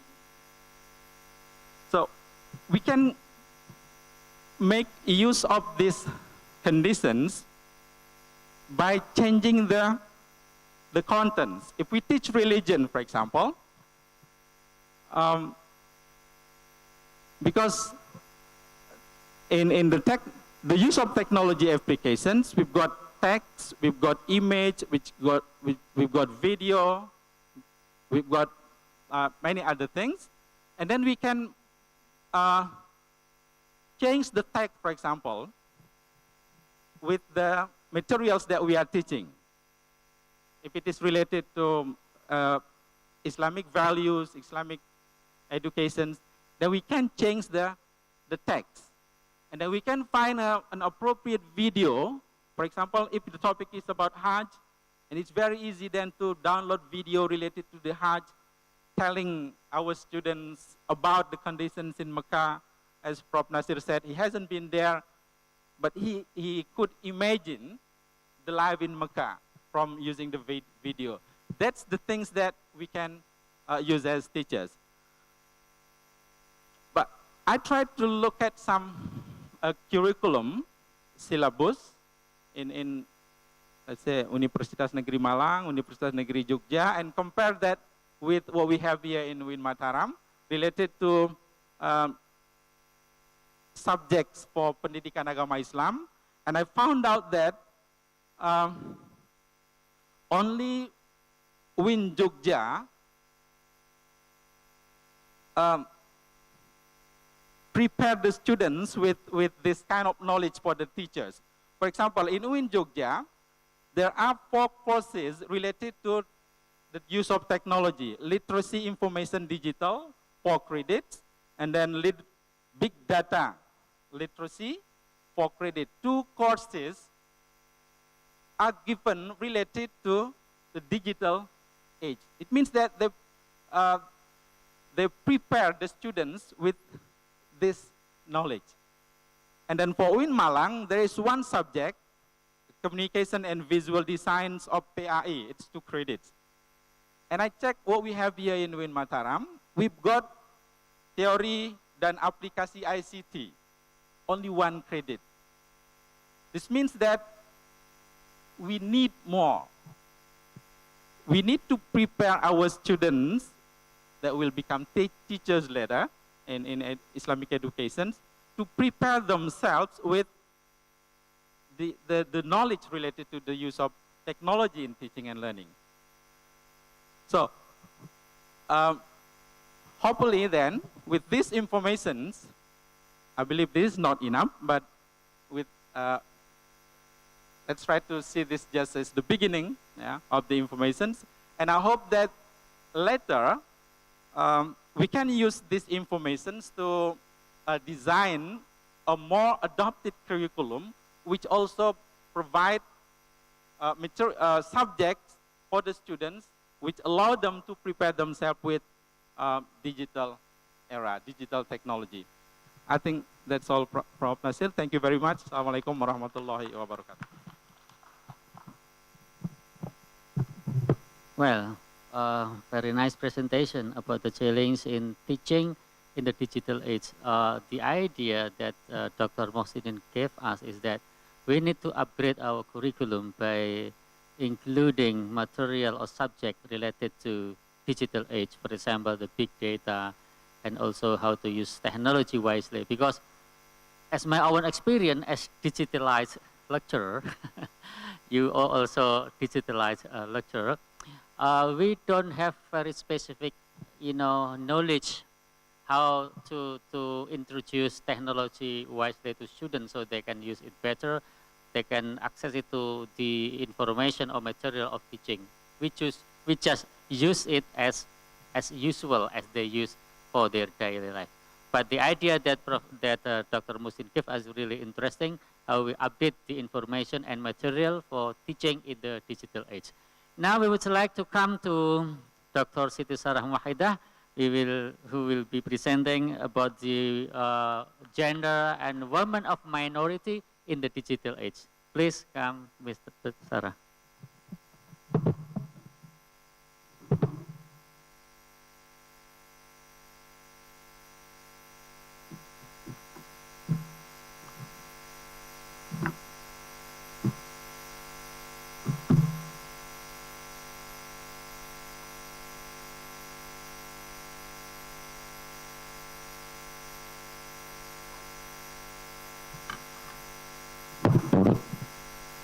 Bismillahirrahmanirrahim. Assalamualaikum warahmatullahi wabarakatuh.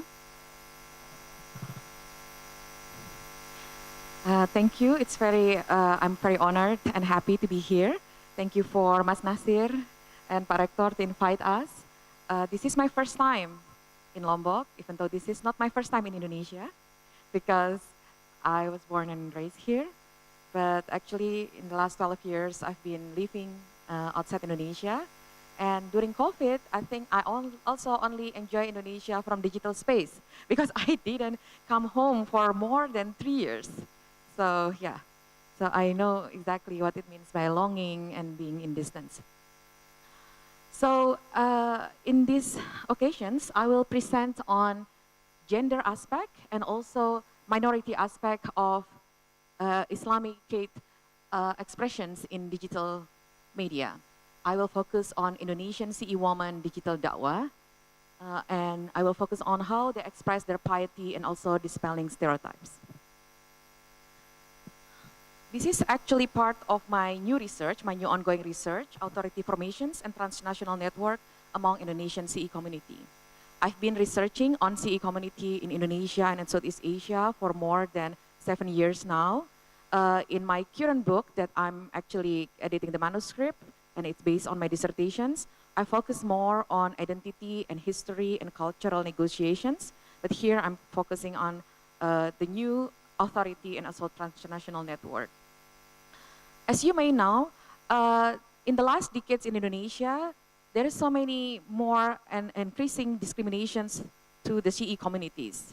It is only one of the phenomenon because I think across broad range, there are actually increasing discriminations for minorities, especially Muslim minorities in Indonesia. The MUI and some Indonesia religious leaders have produced local fatwa and deliver public sermons that led to the firming of Muslim sectarian boundaries and creating exclusionary policies, again, not only toward the Shia, but also toward other religious minorities. This is actually also mirroring what happened in global Muslim world. For instance, Fanar Haddad, Islamic studies scholar, has argued that while the accusatory label towards Shia is not new, like for instance, many people call Shia Rafida or Batinia or Ajam, which is not Arab. But after the Iraq war that began in 2003, this label, the derogatory label, has been becoming harsher and harsher. They have been, and also they have been considering Shia as sectarian others or even exclude them from the Muslim community entirely. Can you go next? No. Yeah. So, and also it is also important to know that many people are already persuaded or convinced to be afraid or hate the Shia without knowing what Shiism is or meeting a Shi'i person. How many of you actually have met a Shi'i person? Can you raise your hand? Only two? Nobody will report you to MUI. How many of you have watched a Shi'i speaker in YouTube or in daily life? Okay, very few. How many of you have seen a Shi'i female speaker in digital form or in daily life? Only Khulud, yeah? So this is likely shown that they are so invisible. But when you go, can you go next? When you Google Shi'i woman, especially Shi'i woman in Indonesia, this kind of articles is actually appear. And maybe next. Yeah. So sometimes, because you never see Shi'i woman, right? Like what you said, they said something like, some articles said, you have to understand and know this is the sign of Shi'i woman. And there is like 10 different signs. What does it mean? It means that people are trained to be afraid, to be like trying to look around, you know, where is the Shi'i woman among us? Do they look different? Based on this article imagination, yes, they look different. But then, is this a myth? Is this just like propaganda or is it real things? So this is something that we have to see. And as a researcher, I'm actually looking at this phenomena. And these kind of things that leading to moral propaganda that lead to moral panics and witch hunts is exactly the one that have been making the perverse image, imajinasi yang bohong atau imajinasi yang tidak sesuai, imajinasi yang dibesar-besarkan tentang Shia woman di Indonesia menjadi makin parah. So, against this context, against this hostile and dangerous background, some Indonesian Shi'i woman creates a YouTube channel. So, can you go next? So, before I'm going and showing the YouTube channel, I want to show quickly that the theoretical framework that I use, go back a little bit, is actually about subaltern public sphere. So many people have been researching on how digital space have been a place to create and to produce and transmitted propaganda against minority. But in this case, social media also can be used as a space that actually give them liberative space or inclusive space, or a space that they can actually create something for themselves and also express themselves freely and arguably safer. Okay, next. Yeah, so this is a little bit glimpse of their social media.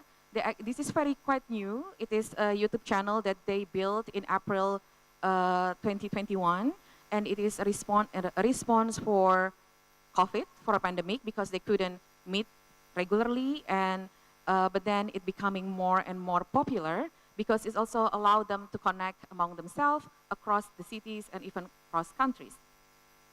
Like you know, maybe some of you, that Indonesian CE community is not only centered in one city, they actually spread out in different cities, but they have limited maybe resources and limited scholars. So to actually, social media allow them to connect with each other and also allow people who live maybe not in Java to connect with other scholars. So maybe next. Yeah. So the organizer of the channel says that this is a media to show our existence and da'wah. So they frame it as a da'wah for the broader Muslim community. So it's not only for themselves. And it is also intended not only to talk about Islamic teaching or Shiite teachings, but also to show high achiever, fabulous Muslim woman.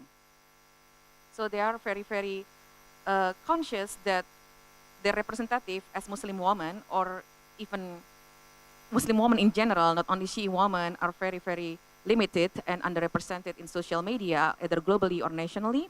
So this is what they want to show, an alternative image of Muslim women. The idea of this channel emerged after the death of prominent Shiite leaders, Jalaluddin Rahmat, in April 2021 due to COVID. You know, I think everyone knows Jalaluddin Rahmat, yes? How many of you know Jalaluddin Rahmat? Can you raise your hand? I mean, you know, yeah. So it's good, yeah. So it's only two? Okay. But he is actually influential, not only because he is the Shiite leader, but he is also public intellectuals in Indonesia. And he wrote so many books about Islam, not only about Shiite. And so after his death, his son Miftah have been succeeding him, mainly. He has prepared Miftah to be his successor. But he actually have another child, Felicitia Rahmat, his first daughter, who sometimes also share her knowledge to the Shiite community. So many people casually consider Feli, the nickname of Felicitia, as an emerging leader, although she has been reluctant to embrace this role. The manager of this channel told me that she has to persuade Feli to be the main star in this new YouTube channel. Many members of Ijabi Shiite community felt that Feli has valuable religious knowledge since he was trained in two Iranian madrasah, Madrasah Ilmiah Nargis of Mashhad, that established in 1966 for 2 years, and Jamiatul Zahra in Qum for 9 months. Her proximity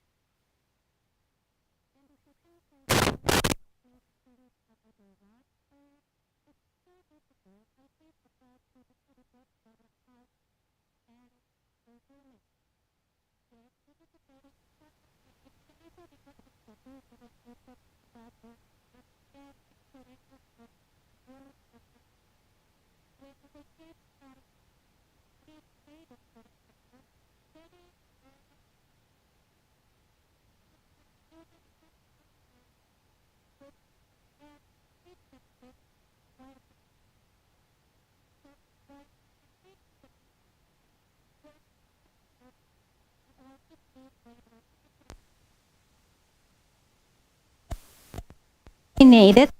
And they said that when we are performing Hajj, this is a man realm. So what we have to do about it? Maybe that's my two simple questions. Thank you very much for the opportunity.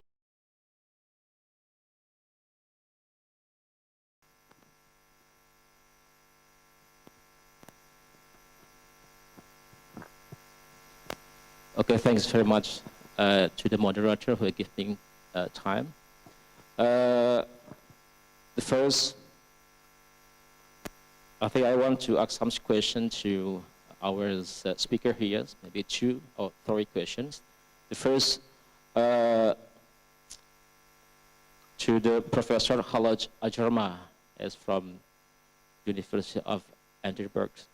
Okay, talking about the pilgrimage or Hajj, I think it is very important for today's era because we know that yes, many issues like the digitalization of Hajj that will occur today, that specifically we're talking about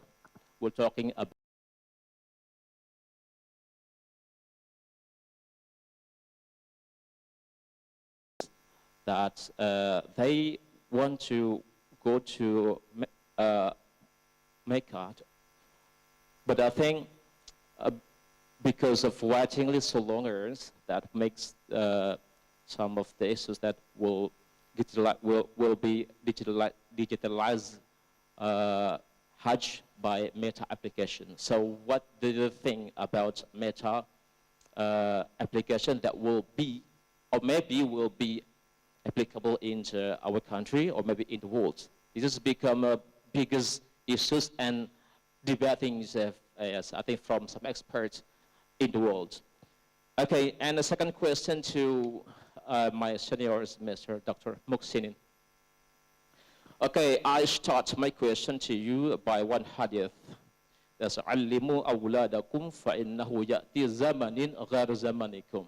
I think this is the prophet hadith that will to see the situations that faced by many parents, teachers, lecturers in the campus or in schools about how the parents are able to familiar with the digital platforms. But unfortunately for today, I think many parents, many teachers sometimes not familiar with these platforms. So it makes them become difficult to teach their children, yes, their students in campus. So my biggest question today is what's the method or what the way out to keep the solution, yeah, for these issues? Because in one side we have to familiar with the digital platforms, but sometimes many many teachers, many parents doesn't know or doesn't understand about the platform. So what do you think about it? Okay, my last question to Dr. Siti Sarah. I think I never watched about the women's CE. Okay, this is the first time I hear it, but I think it is very important to understand by all people, and especially us as a student, and also become a lecturer. So my question is about what is the major issues that taken by women CE? What is the major issues that will take by by women CE, and what's their aims to influence the Indonesian women because we know that many negative perspectives to the sea, especially if you talk about some of the secte in the city, like secte Imamah, Zaidiyah, Qashaniyah, and many others. So what they will take out from these issues, I think, what they will take, what the women of Shia will take, okay, from by these issues, what they will do, because we know that yes, if they want to influence many Indonesian women, I think, okay, just want, are they just able to influence in politics, education, and many others? So what is the point they want to take from this? Okay, thank you very much. Thank you. Okay, next, Pak Samsudin Sira, please.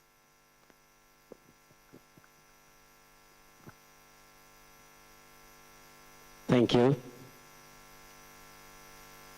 Baik, terima kasih. Saya pakai bahasa Indonesia. Saya anggap hari ini adalah English Day in UIN Mataram. Mohon maaf Prof. Jadi mohon maaf juga Ibu Siti Sarah beserta Prof. Khulud Al-Ajarma. Jadi itu yang pertama, saya anggap hari ini English Day di UIN Mataram.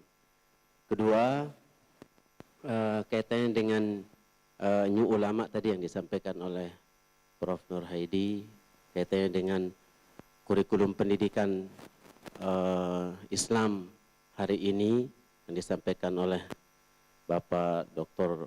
Muhsinin. Saya punya kesimpulan begini dari apa yang dibahas dari awal, bahwa everyone can tell about Islam, can share about Islam. Everyone today in digital era. Jadi semua orang berbicara, bisa berbicara. Jangankan orang yang sudah terpelajar, baru anak kecil saja bisa share tentang Islam. Nah, artinya begitu dia share tentang Islam, maka dia sudah berbicara tentang Islam. Nah, di sini problemanya ya, di saat berbicara tentang Syiah, berbicara tentang kelompok-kelompok yang lain, semua menganggap ini Islam. Nah, jadi ini problemnya, sehingga menjadi persoalan bagi kita, siapakah yang paling akurat untuk kita menjadikan representatif yang kita bahas pada hari ini. Di satu sisi, mohon maaf, di dalam Al-Quran surat Az-Zumar ayat 18, Allah Subhanahu wa taala berfirman, A'udzubillahi minasyaitonirrajim, alladzina yastami'una al-qawla fayattabi'una ahsanah, ulaika hum ulul albab. Nah, jadi orang yang cendekia itu adalah orang yang sudah mengcompare dengan perspektif, banyak perspektif, baru itu adalah seorang ulama. Nah, jadi baru hanya bisa satu share saja, Prof, ini langsung jadi ulama. Jadi seperti itu. Nah, sekarang ini jadi tantangan kita, bagaimana mencari sosok ulama yang bisa menjadi representasi, betul-betul representasi Islam. Nah, itu terima kasih. Kurang lebih mohon maaf. Assalamualaikum warahmatullahi wabarakatuh. Okay, the last question for you. Yeah.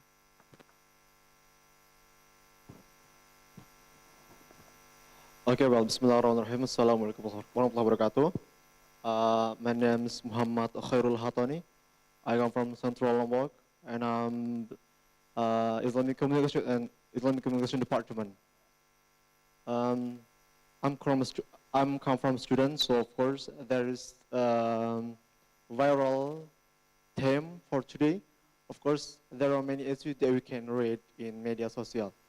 The first, I'll give question for Prof. Nur Hadi, talking about the ulama. Of course, in every regional, in every times, in everywhere, there is ulama, I think. But today, as I see, so far as I see, there are many new ulama. They can cut, they can make conflict. That we can see like, I'm sorry, I can't mention the name, but there is the one of ulama can make big conflict. So my question is, what's method, or how can, as we as academic and we as student, for solve it? This is the first. And the second for Ms. Khalud Al-Ajma. Yeah? Of course, I think there is new information from Makkah that you can see, for today, we can see developed Muslim going for Haji.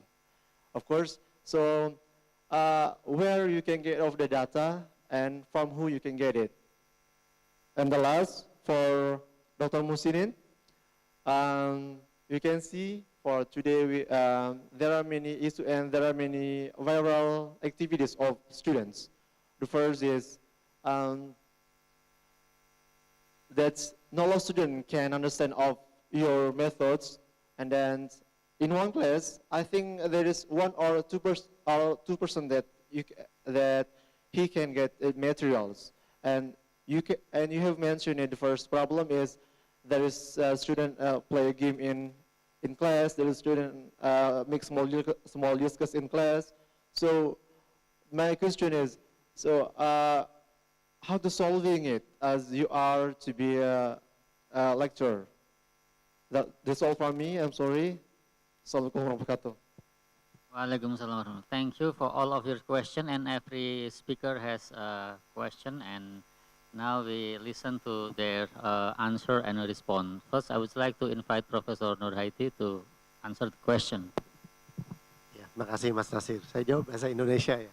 Kalau saya sebagai peneliti sebenarnya saya senang-senang aja dengan kemunculan ulama-ulama baru, aktor-aktor keagamaan yang dalam pandangan tradisional tidak memadai untuk menjadi aktor keagamaan, tapi dia muncul di ruang publik. Senangnya kenapa? Saya bisa teliti itu, bisa jadi skripsi, tesis, disertasi kan? Ya, bagaimana seseorang dari latar belakang non keagamaan bisa muncul? Strategi apa yang dia gunakan? Media sosial apa segala macam itu jadi skripsi. Kita sebagai akademisi itu ruang bagi kita untuk melakukan riset-riset yang hasilnya itu bisa kita publikasikan di jurnal-jurnal, di buku-buku yang bagus. Kalau saya, ya tentu ada yang sedih. Yang sedih itu kan orang-orang yang ada di belakang organisasi-organisasi keislaman yang mapan atau otoritas-otoritas keagamaan yang mapan. Itu kan merasa terancam. Loh, tiba-tiba orang yang nggak pernah mesantren kok bisa jadi ulama. Bagaimana bisa? Tentu mereka akan bereaksi. Nah, itu juga sebagai peneliti akan jadi bahan penelitian juga. Bagaimana ulama-ulama yang mapan dari organisasi-organisasi yang mapan, Nahdlatul Watan, NU, Muhammadiyah bereaksi terhadap kemunculan ulama-ulama baru itu. Apa yang mereka lakukan? Kita teliti juga, jadi disertasi juga kan? Jadi tesis, jadi skripsi. Ini fenomena demokratisasi di dalam agama. Kalau saya melihat ini menarik. Bukan sesuatu yang sebagai peneliti kan kita itu nggak boleh terjadi ya, kita nggak bisa, itu terjadi, fakta sosial kok. Fakta itu kan pasti terjadi, sudah terjadi dan sedang terjadi. Ya kita suka atau tidak suka itu fakta, lalu kita teliti aja. Nah, bahwa ada orang yang mengcounter, pemerintah Majelis Ulama Indonesia gelisah dengan itu, menelurkan moderasi beragama karena merasa sebagian ulama-ulama baru itu mengajarkan Islam yang konservatif, ya itu tugasnya pemerintah, ya bisa kita teliti juga. Bagaimana pemerintah mengcounter itu dengan wacana moderasi beragama, apa hasilnya, seberapa signifikan dampaknya. Saya kira begitu cara kita melihat fenomena ini. Ya kalau ditekan misalnya kita setuju, kemudian otoritas keagamaan mapan, pemerintah menekan, menghabisi gitu, ya nanti nggak ada lagi yang diteliti, itu nggak menarik lagi kan. Dinamika keagamaan, dinamika keagamaan di negeri kita nggak menarik lagi untuk diteliti. Padahal peneliti dari berbagai kawasan dunia itu datang ke Indonesia karena melihat ada dinamika yang menarik sekali. Kontestasi antara ulama baru, ulama yang mapan, wah itu menghasilkan satu corak keagamaan yang dinamis. Satu hal yang bisa saya tegaskan bahwa sebenarnya di zaman digital seperti sekarang ini tidak akan pernah ada secara teoretik ya, tidak akan pernah ada yang bisa mendominasi atau mengontrol secara menyeluruh terhadap interpretasi atas doktrin-doktrin agama di ruang publik itu. Nggak akan bisa Pak. Kita menawarkan satu interpretasi begini, wah 10 itu yang akan mencoba men-challenge kita kan. Sekarang orang nggak perlu mimbar gini lagi nih. Tinggal bikin di YouTube atau pakai HP ini aja. Bikin konten 5 menit dia udah bisa menantang men-challenge interpretasi keagamaan dari ulama yang mapan. Jadi itu nggak akan bisa mendominasi, termasuk saya orang yang percaya pada tesis mereka yang mengajarkan atau teriak-teriak perlunya negara Islam itu nggak akan berhasil, dibiarin aja nggak akan berhasil Pak. Nggak usah diapa-apain nggak akan berhasil. Sekarang kan yang namanya audien kita semua itu sudah terlahir di dalam ruang digital. Cyber environment kita itu kuat sekali. Ciri dari orang yang besar di dalam cyber environment itu apa? Nggak bisa disuruh hitam putih itu loh, milih ini. Kamu kalau nggak milih itu akan masuk neraka. Nggak bisa. Karena kita bisa klik kalau kita nggak suka kan, ada yang maksa-maksa kita nggak suka nih. Nah, kalau dulu nggak, zaman kita Pak, yang waktu tua, TV itu nggak bisa dipindah-pindah Pak, hanya TVRI aja. Iya kan? Kalau nonton itu apa ceramah agama malam Jumat itu mau pindah nggak bisa, nggak ada lagi. Iya kan? Kalau sekarang ada dai misalnya agak radikal itu nyuruh-nyuruh kamu harus percaya dengan negara Islam khilafah, kita nggak suka langsung tinggal klik remote selesai dia pindah lagi ke channel yang lain kan. Itu artinya tidak ada orang yang bisa mengontrol itu, dibiarin aja nggak akan berhasil menurut saya. Tapi kan soal politik beda, kalau respon politik beda. Ya politik itu yang melihat ini mungkin sebagai kesempatan untuk mengkonsolidasikan politik barangkali dan macam-macam lain lagi dimensinya. Tapi sebagai sebuah fenomena paling tidak saya ingin menggarisbawahi itu menarik untuk diteliti yang segala dinamikanya termasuk respon-responnya dari organisasi-organisasi Islam yang mapan. Nah, ini mahasiswa-mahasiswa teman-teman di sini kan tinggal bagaimana dikembangkan sedikit wawasan teoritis, metodologis itu udah jadi puluhan paper. Daripada kita ulang-ulang tema yang ya dari tahun 70-an, tema-tema penelitian skripsi biasanya gitu-gitu aja dibawa-balik. Ya, sebenarnya ada banyak tema baru yang hari ini kita lihat ya dari semua presenters ini kan bagaimana sesuatu yang mungkin simple tapi bisa melahirkan karya-karya akademik yang bermutu. Terima kasih. Thank you everyone for the interesting questions, and it helps me also reflect on what I've said during the presentation. So I'll start from the last question because I think I didn't clarify it when I did the presentation, the source of data. This research is based on my PhD thesis, which is on Muslim pilgrimage to Mecca in general. And in the thesis, which has 10 chapters, I discuss different aspects of the Muslim pilgrimage as is present in Moroccan everyday life. So I lived in Morocco for around 2 years, and then I collected data specifically on the Moroccan experience of Hajj, but arguing that to understand the Hajj, it is not only what happens in Mecca, it is what happens at home and what happens globally, because the pilgrimage experience is beyond what actually happens in Mecca or the ritual itself. And this brings us to the question of women's experience during the Hajj, because although everybody who goes to Mecca has a different experience, women specifically, because of the structural discrimination against them, both locally in their home country and in Mecca, they have different stories to tell. And that's why I write a specific chapter on women's experiences to explain how the women, based on around 50 interviews with Moroccan women who've been to Hajj, reflect on this experience. And women speak about different complaints that they have. For example, that there are certain areas where they're not allowed, that there are certain regulations they have to perform, that they cannot travel alone, for example. So every woman who's traveling to Mecca has to take a mahram, a male companion with them. And when I went, I had to take my father and my mother and my sister, because my father couldn't go without my mother because of his health, and my mother couldn't go without my sister who looks after both of them. So I had to take 3 people in order for me to go and witness the experience of pilgrims. So this makes women's experience also part of this of these power dynamics that exist within the pilgrimage experience. What can be done about it? That's a difficult question, but I think women's solidarity in Mecca and beyond is very important, because although women have their own personal experience, they still share together. And in these moments of sharing and complaining, let's say, they are actually expressing their identity and what exactly is bothering them during the pilgrimage. The other thing is that women are not only passive victims of these social structures. In places where the Saudi police wasn't present, for example, or there were no police to monitor excuse me, their actions, the women were doing other things. So they were visiting other places where there was no police, like like Mount Jabal al-Nur, where the cave of Hira is.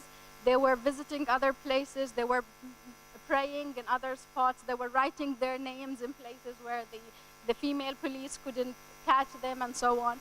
So there is active positioning that the women are and do perform when they're on the pilgrimage. And also, I think it is not only what happens in Mecca. I think there's a lot of cultural issues that we need to look at when we talk about women, because in many cultures, women are not allowed, for example, to speak about sexual harassment, let's say. In many cultures, women, because also this is a religious duty and a religious occasion, women want to talk about the positive experiences only. So it's also important that in our cultures to allow women to speak openly about all kinds of religious issues. And subsequently, they would speak openly again about Hajj as well. And I think one example, you can Google the hashtag #MosqueMeToo, which started because of women writing about their negative Hajj experiences online. And then through this hashtag, the women started sharing experiences of sexual harassment during the Hajj. And I think it's also important to think about beyond the personal. I think governments have also strong positions to play when it comes to Hajj. And like Indonesia, for example, is the largest Muslim majority country. So I think there is importance in what the Indonesian government does and its political and diplomatic relations with the Saudi authorities to make the experiences of Indonesian Muslims, for example, as best as possible, let's say. Some people would say boycotting the Hajj as a solution. I wouldn't be pro or against boycotting the Hajj, because at the end of the day, it's a religious duty and people want to do it. But at the same time, it is important to have diversity within the Hajj, and that all Muslim communities have a voice in the regulations that go on within the Hajj experience. The last point about the meta application, I'm not sure I fully understand the question, but I think it's more about this new online Hajj. Is it? Yeah. So this is also a very controversial issue now, because the idea of Hajj itself is the physical experience, to actually go to Mecca and to actually physically not only perform the rituals, but like walk in the footsteps of the prophets, Prophet Muhammad ﷺ and Prophet Abraham ﷺ, and also to live the experience with the millions of Muslims that gather there. So it's about this global Muslim community that gathers in Mecca, not only performing the rituals. So when we talk about an online experience, to what extent is the pilgrim having that experience, the totality of it? And also, I think as an idea, for example, to practice how to do the Hajj, for example, or for those who have been to Hajj and miss it so much that they want to repeat it online, let's say, maybe it is nice. And maybe it would allow I know many people who go once and twice and 10 times to Hajj because they want to relive that experience, and because they can physically and financially have the ability to do it. So maybe when we have this digital platform, that those people would actually give space to others who want to go to Hajj and have never been, to actually experience or live this journey. So I think it really depends on how it gets to be used rather than the idea itself. So it's a bit too early to say like a definite opinion on it. And my opinion would always be subjective because I'm anthropologist by training, so I'm not like a religious scholar. And it would be up to religious scholars to decide on this matter. Thank you. Okay, thank you. I also would like to respond to some questions. I think there is some connections between those two questions or even three questions that have been addressed to us. Yeah, so I think the first question is about new ulama and how to find the correct one and how to find the one that also, I don't know, I actually don't understand. It's not really my question, but I think it's also related. That about the controversial issues. I don't know what you mean. It's like, should ulama avoid controversial issues or should they address them? Like, for me, I agree with Professor Nohaidi said, you know, what we have now is a more democratic space. So this is actually a blessing. You know, remember that the Prophet said that ikhtilaf fil ummati is a blessing, it's rahmah. Yeah, so I think it's rahmah if we can actually talk about this diversity in a good way, right? Because in a good words, right, it's also like one of the teaching. You know, looking back in the past when we are in Orde Baru, in authoritarian time, everything looks similar, everything looked just one single unity, perfect on the outside. But can we actually talk about differences? No, we cannot even. I mean, it is written there, right? Please don't talk about Sarah, not Sarah, yeah? Please don't talk about Sarah. You cannot talk about race, right? Religion, and about grouping. So basically, like these sensitive issues, the one that create tensions, but also actually what make our life interesting, it's something that we cannot talk about. So how can we manage to be a good ummah? How can we manage to be a good leader in this diverse country if we don't have ability to talk about these issues? So what I'm saying is here is I think ulama, you know, from different types of organization should actually address these controversial issues. And we judge the ulama not only by how much the Quranic verse or a fiqh book that they can actually memorize, but how do they actually guide us in responding to social issues, especially sensitive issues that we actually face in our everyday life. And can we control who is the correct ulama, who is incorrect? Well, the one who have authority to control is the community that they represent. For instance, if an ulama or a religious speaker actually say that representing Muhammadiyah or NU, then it is maybe Muhammadiyah or NU that can say that no, you no longer represent us. Or your opinion in certain sermon actually not align with our values. So I think that's fair because it's democratic, it is a feedback, there's a feedback, there is transparency. But to control who can speak, I think we will come back to authoritarian time. And I think also if we want to talk about, so who is the legitimate authority? There is two things, right? Not even two things, sorry, because I want to say that legitimate in terms of who, and sometimes it can be like coming from the opinion of Muslim society, but second is also coming from the opinion of the owner of the digital space. You know, they still have their Twitter account, even though many of us, disagree with them. But then some ulama or some speakers that no longer have their Instagram or Twitter account, even though because of there are, some people reporting them, even though they are actually still having so many followers. So what I'm saying that when talking about digital space, there are so many authority beyond religious authority that actually have the power to control. And I think it is also good to talk about and to see about resources and also speaker or discourse shaper or discourse resources beyond ulama. Ulama is still very important, I think, and especially for Muslim, we also been trained by our family or our school who are the legitimate ulama or who are ulama that may be, in line with the tradition that our family introduced us. But the fact is, if you have kids, you cannot just control them to actually just open one YouTube channel, right? So to actually introduce this kind of various authority and also know that now Islamic discourse or discourse about Muslim society is not only belong to the ulama only. I think it's actually a good awareness. Yeah. So what I'm saying is, rather than focusing on who can we call ulama or who cannot we call ulama, because like maybe for somebody you are ulama, but for other you are like the deviant teacher, right? You are like leader of kelompok sesat. So I think it's better to actually say, okay, there are variety of opinions, and this is how we're gonna do about it in a good way.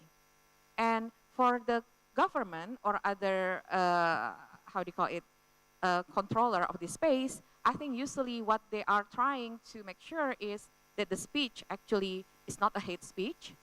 The speech actually not lead to harm to other people, or also including the member of their community. And the speech is actually based on real fact, yeah? Because there are also many, many popular speakers that actually speaking and they're becoming viral, but it is by the fake news, right? Fake and not real fact. I think that's also about transparency and validity and also credentials. Related to this, when I think you asked about what does this Shi'i woman wants to do, right? What kind of influence they want to offer to other Muslims or other Muslimah. So first I want to clarify, because I didn't say it clearly in my presentations. These women, they don't call themselves ulama. They don't even want to be called ustadzah. So I think it's interesting because they really want to make it inclusive space, and there is this kind of sign that they are maybe anti-hierarchy. So many of them, all of them actually want to be called maybe teteh or bunda, They want to be approachable. They want to be connected. And they said that, this is their experience, this is the knowledge that they learn, and they will cite the reference very, very clearly. But they don't say that, oh, you have to follow me, because they usually actually showing this different perspective. Like you said that it's, the intellectual is the one who can read and actually learn from different perspectives. So this is exactly what the Shi'i Muslim woman trying to do. So even though it is led by and mostly organized by the Shi'i woman, but the speakers not only coming from Shi'i community. There are many Sunni speakers, and they're not only citing Shi'i texts, they are citing also Sunni texts, because they understand we live in diverse world. They want their Shi'i and Sunni audience actually know each other, learn from each other, and collaborate with each other. So I think if you want to say that what is their main goal, I think their main goal is really trying to create inclusive Islamic discourse. Islamic discourse that not narrow, Islamic discourse that actually representing the diversity within Muslim community itself, yeah? Because like I said, the kind of one Islam, one homogeneous Islam is a myth, And with digital space, when you have so many authority, it's very hard to actually maintain these imaginations. It's basically fake news. You and your neighbor, I'm sure that you're not exactly doing the same things every day, right? Yeah, but then how can we be good neighbors? Yeah, and how we can treat our children to actually ground it in Islam, still have a good akhlaq, good ethics, yeah, and can differentiate between what is the teaching that actually do harm to others or to themselves, without being easily propagandized, without being easily, steered to hate people. Like the sample that I said, this person that I mentioned, he doesn't even feel passionate about salat, but he passionate about hating. So where Islam rahmatan lil alamin here, right? So I think this, to be rahmatan lil alamin, you have to understand that the alam, the universe, have diversity. And we have to show our rahmah in responding to the diversity. Thank you.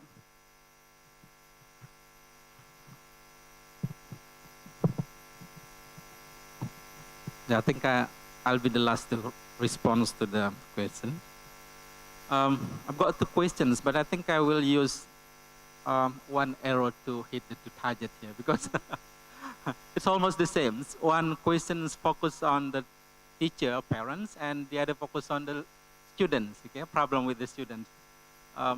Focusing on the problems related to the use of technology in teaching and learning. Yeah, I think I need to refer back to the part of my presentation which I missed because of the limited time that we have.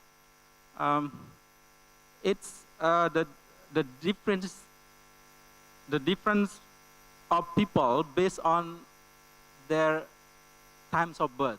We call that digital native and digital immigrants. Digital native, those who were born before 1984, and digital immigrants, the newcomers. Yeah, but what the problems with that? It's not enough if we just differentiate them based on their times of birth. It's not fair, because we have to look at them on the way they think. It might happen that, sorry, I don't want to use the sample here. It might happen that somebody born earlier, we call it old, for example, but very, what is it?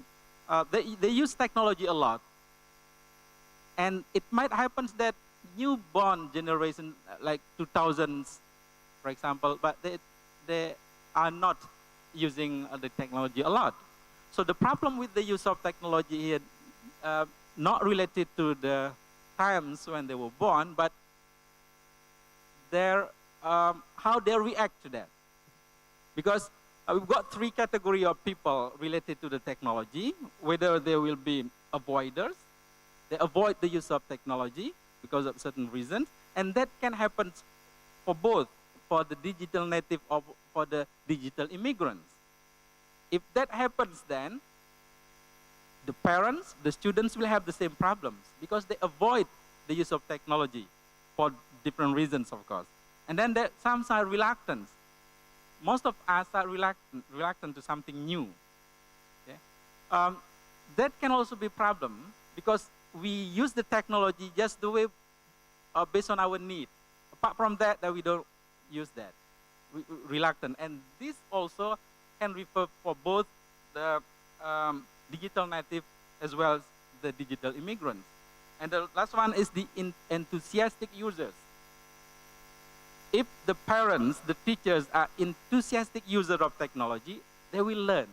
They will try to adjust themselves with their own students now, which are digital students.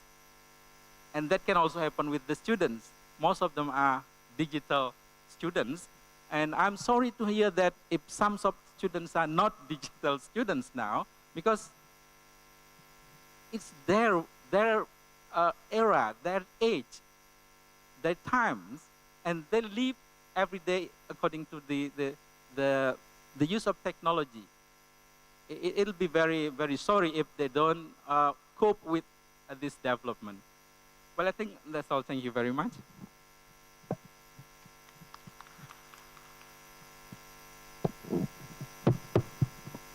Well, thank you very much for all responses from our distinguished speaker. Now time is, I think, 10 to 1 o'clock, and it's already, I think, late to have lunch. And I'm pretty sure that many of you still have questions actually, but we know that now it's time to stop because at 2, there will be another event here.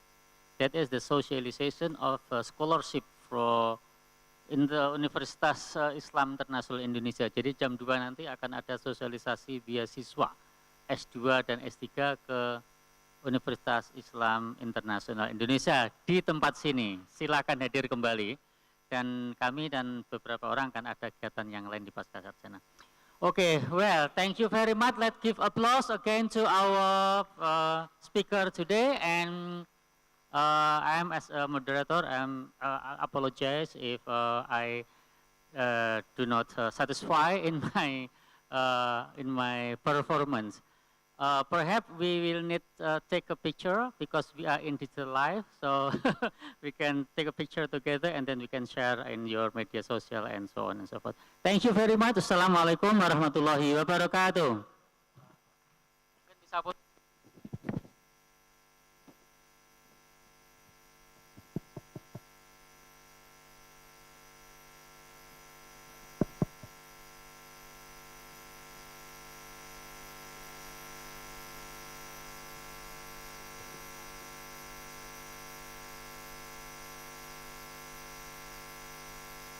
Baik, untuk Bapak Ibu sekalian, disilahkan untuk mengambil tempat untuk sesi foto bersama.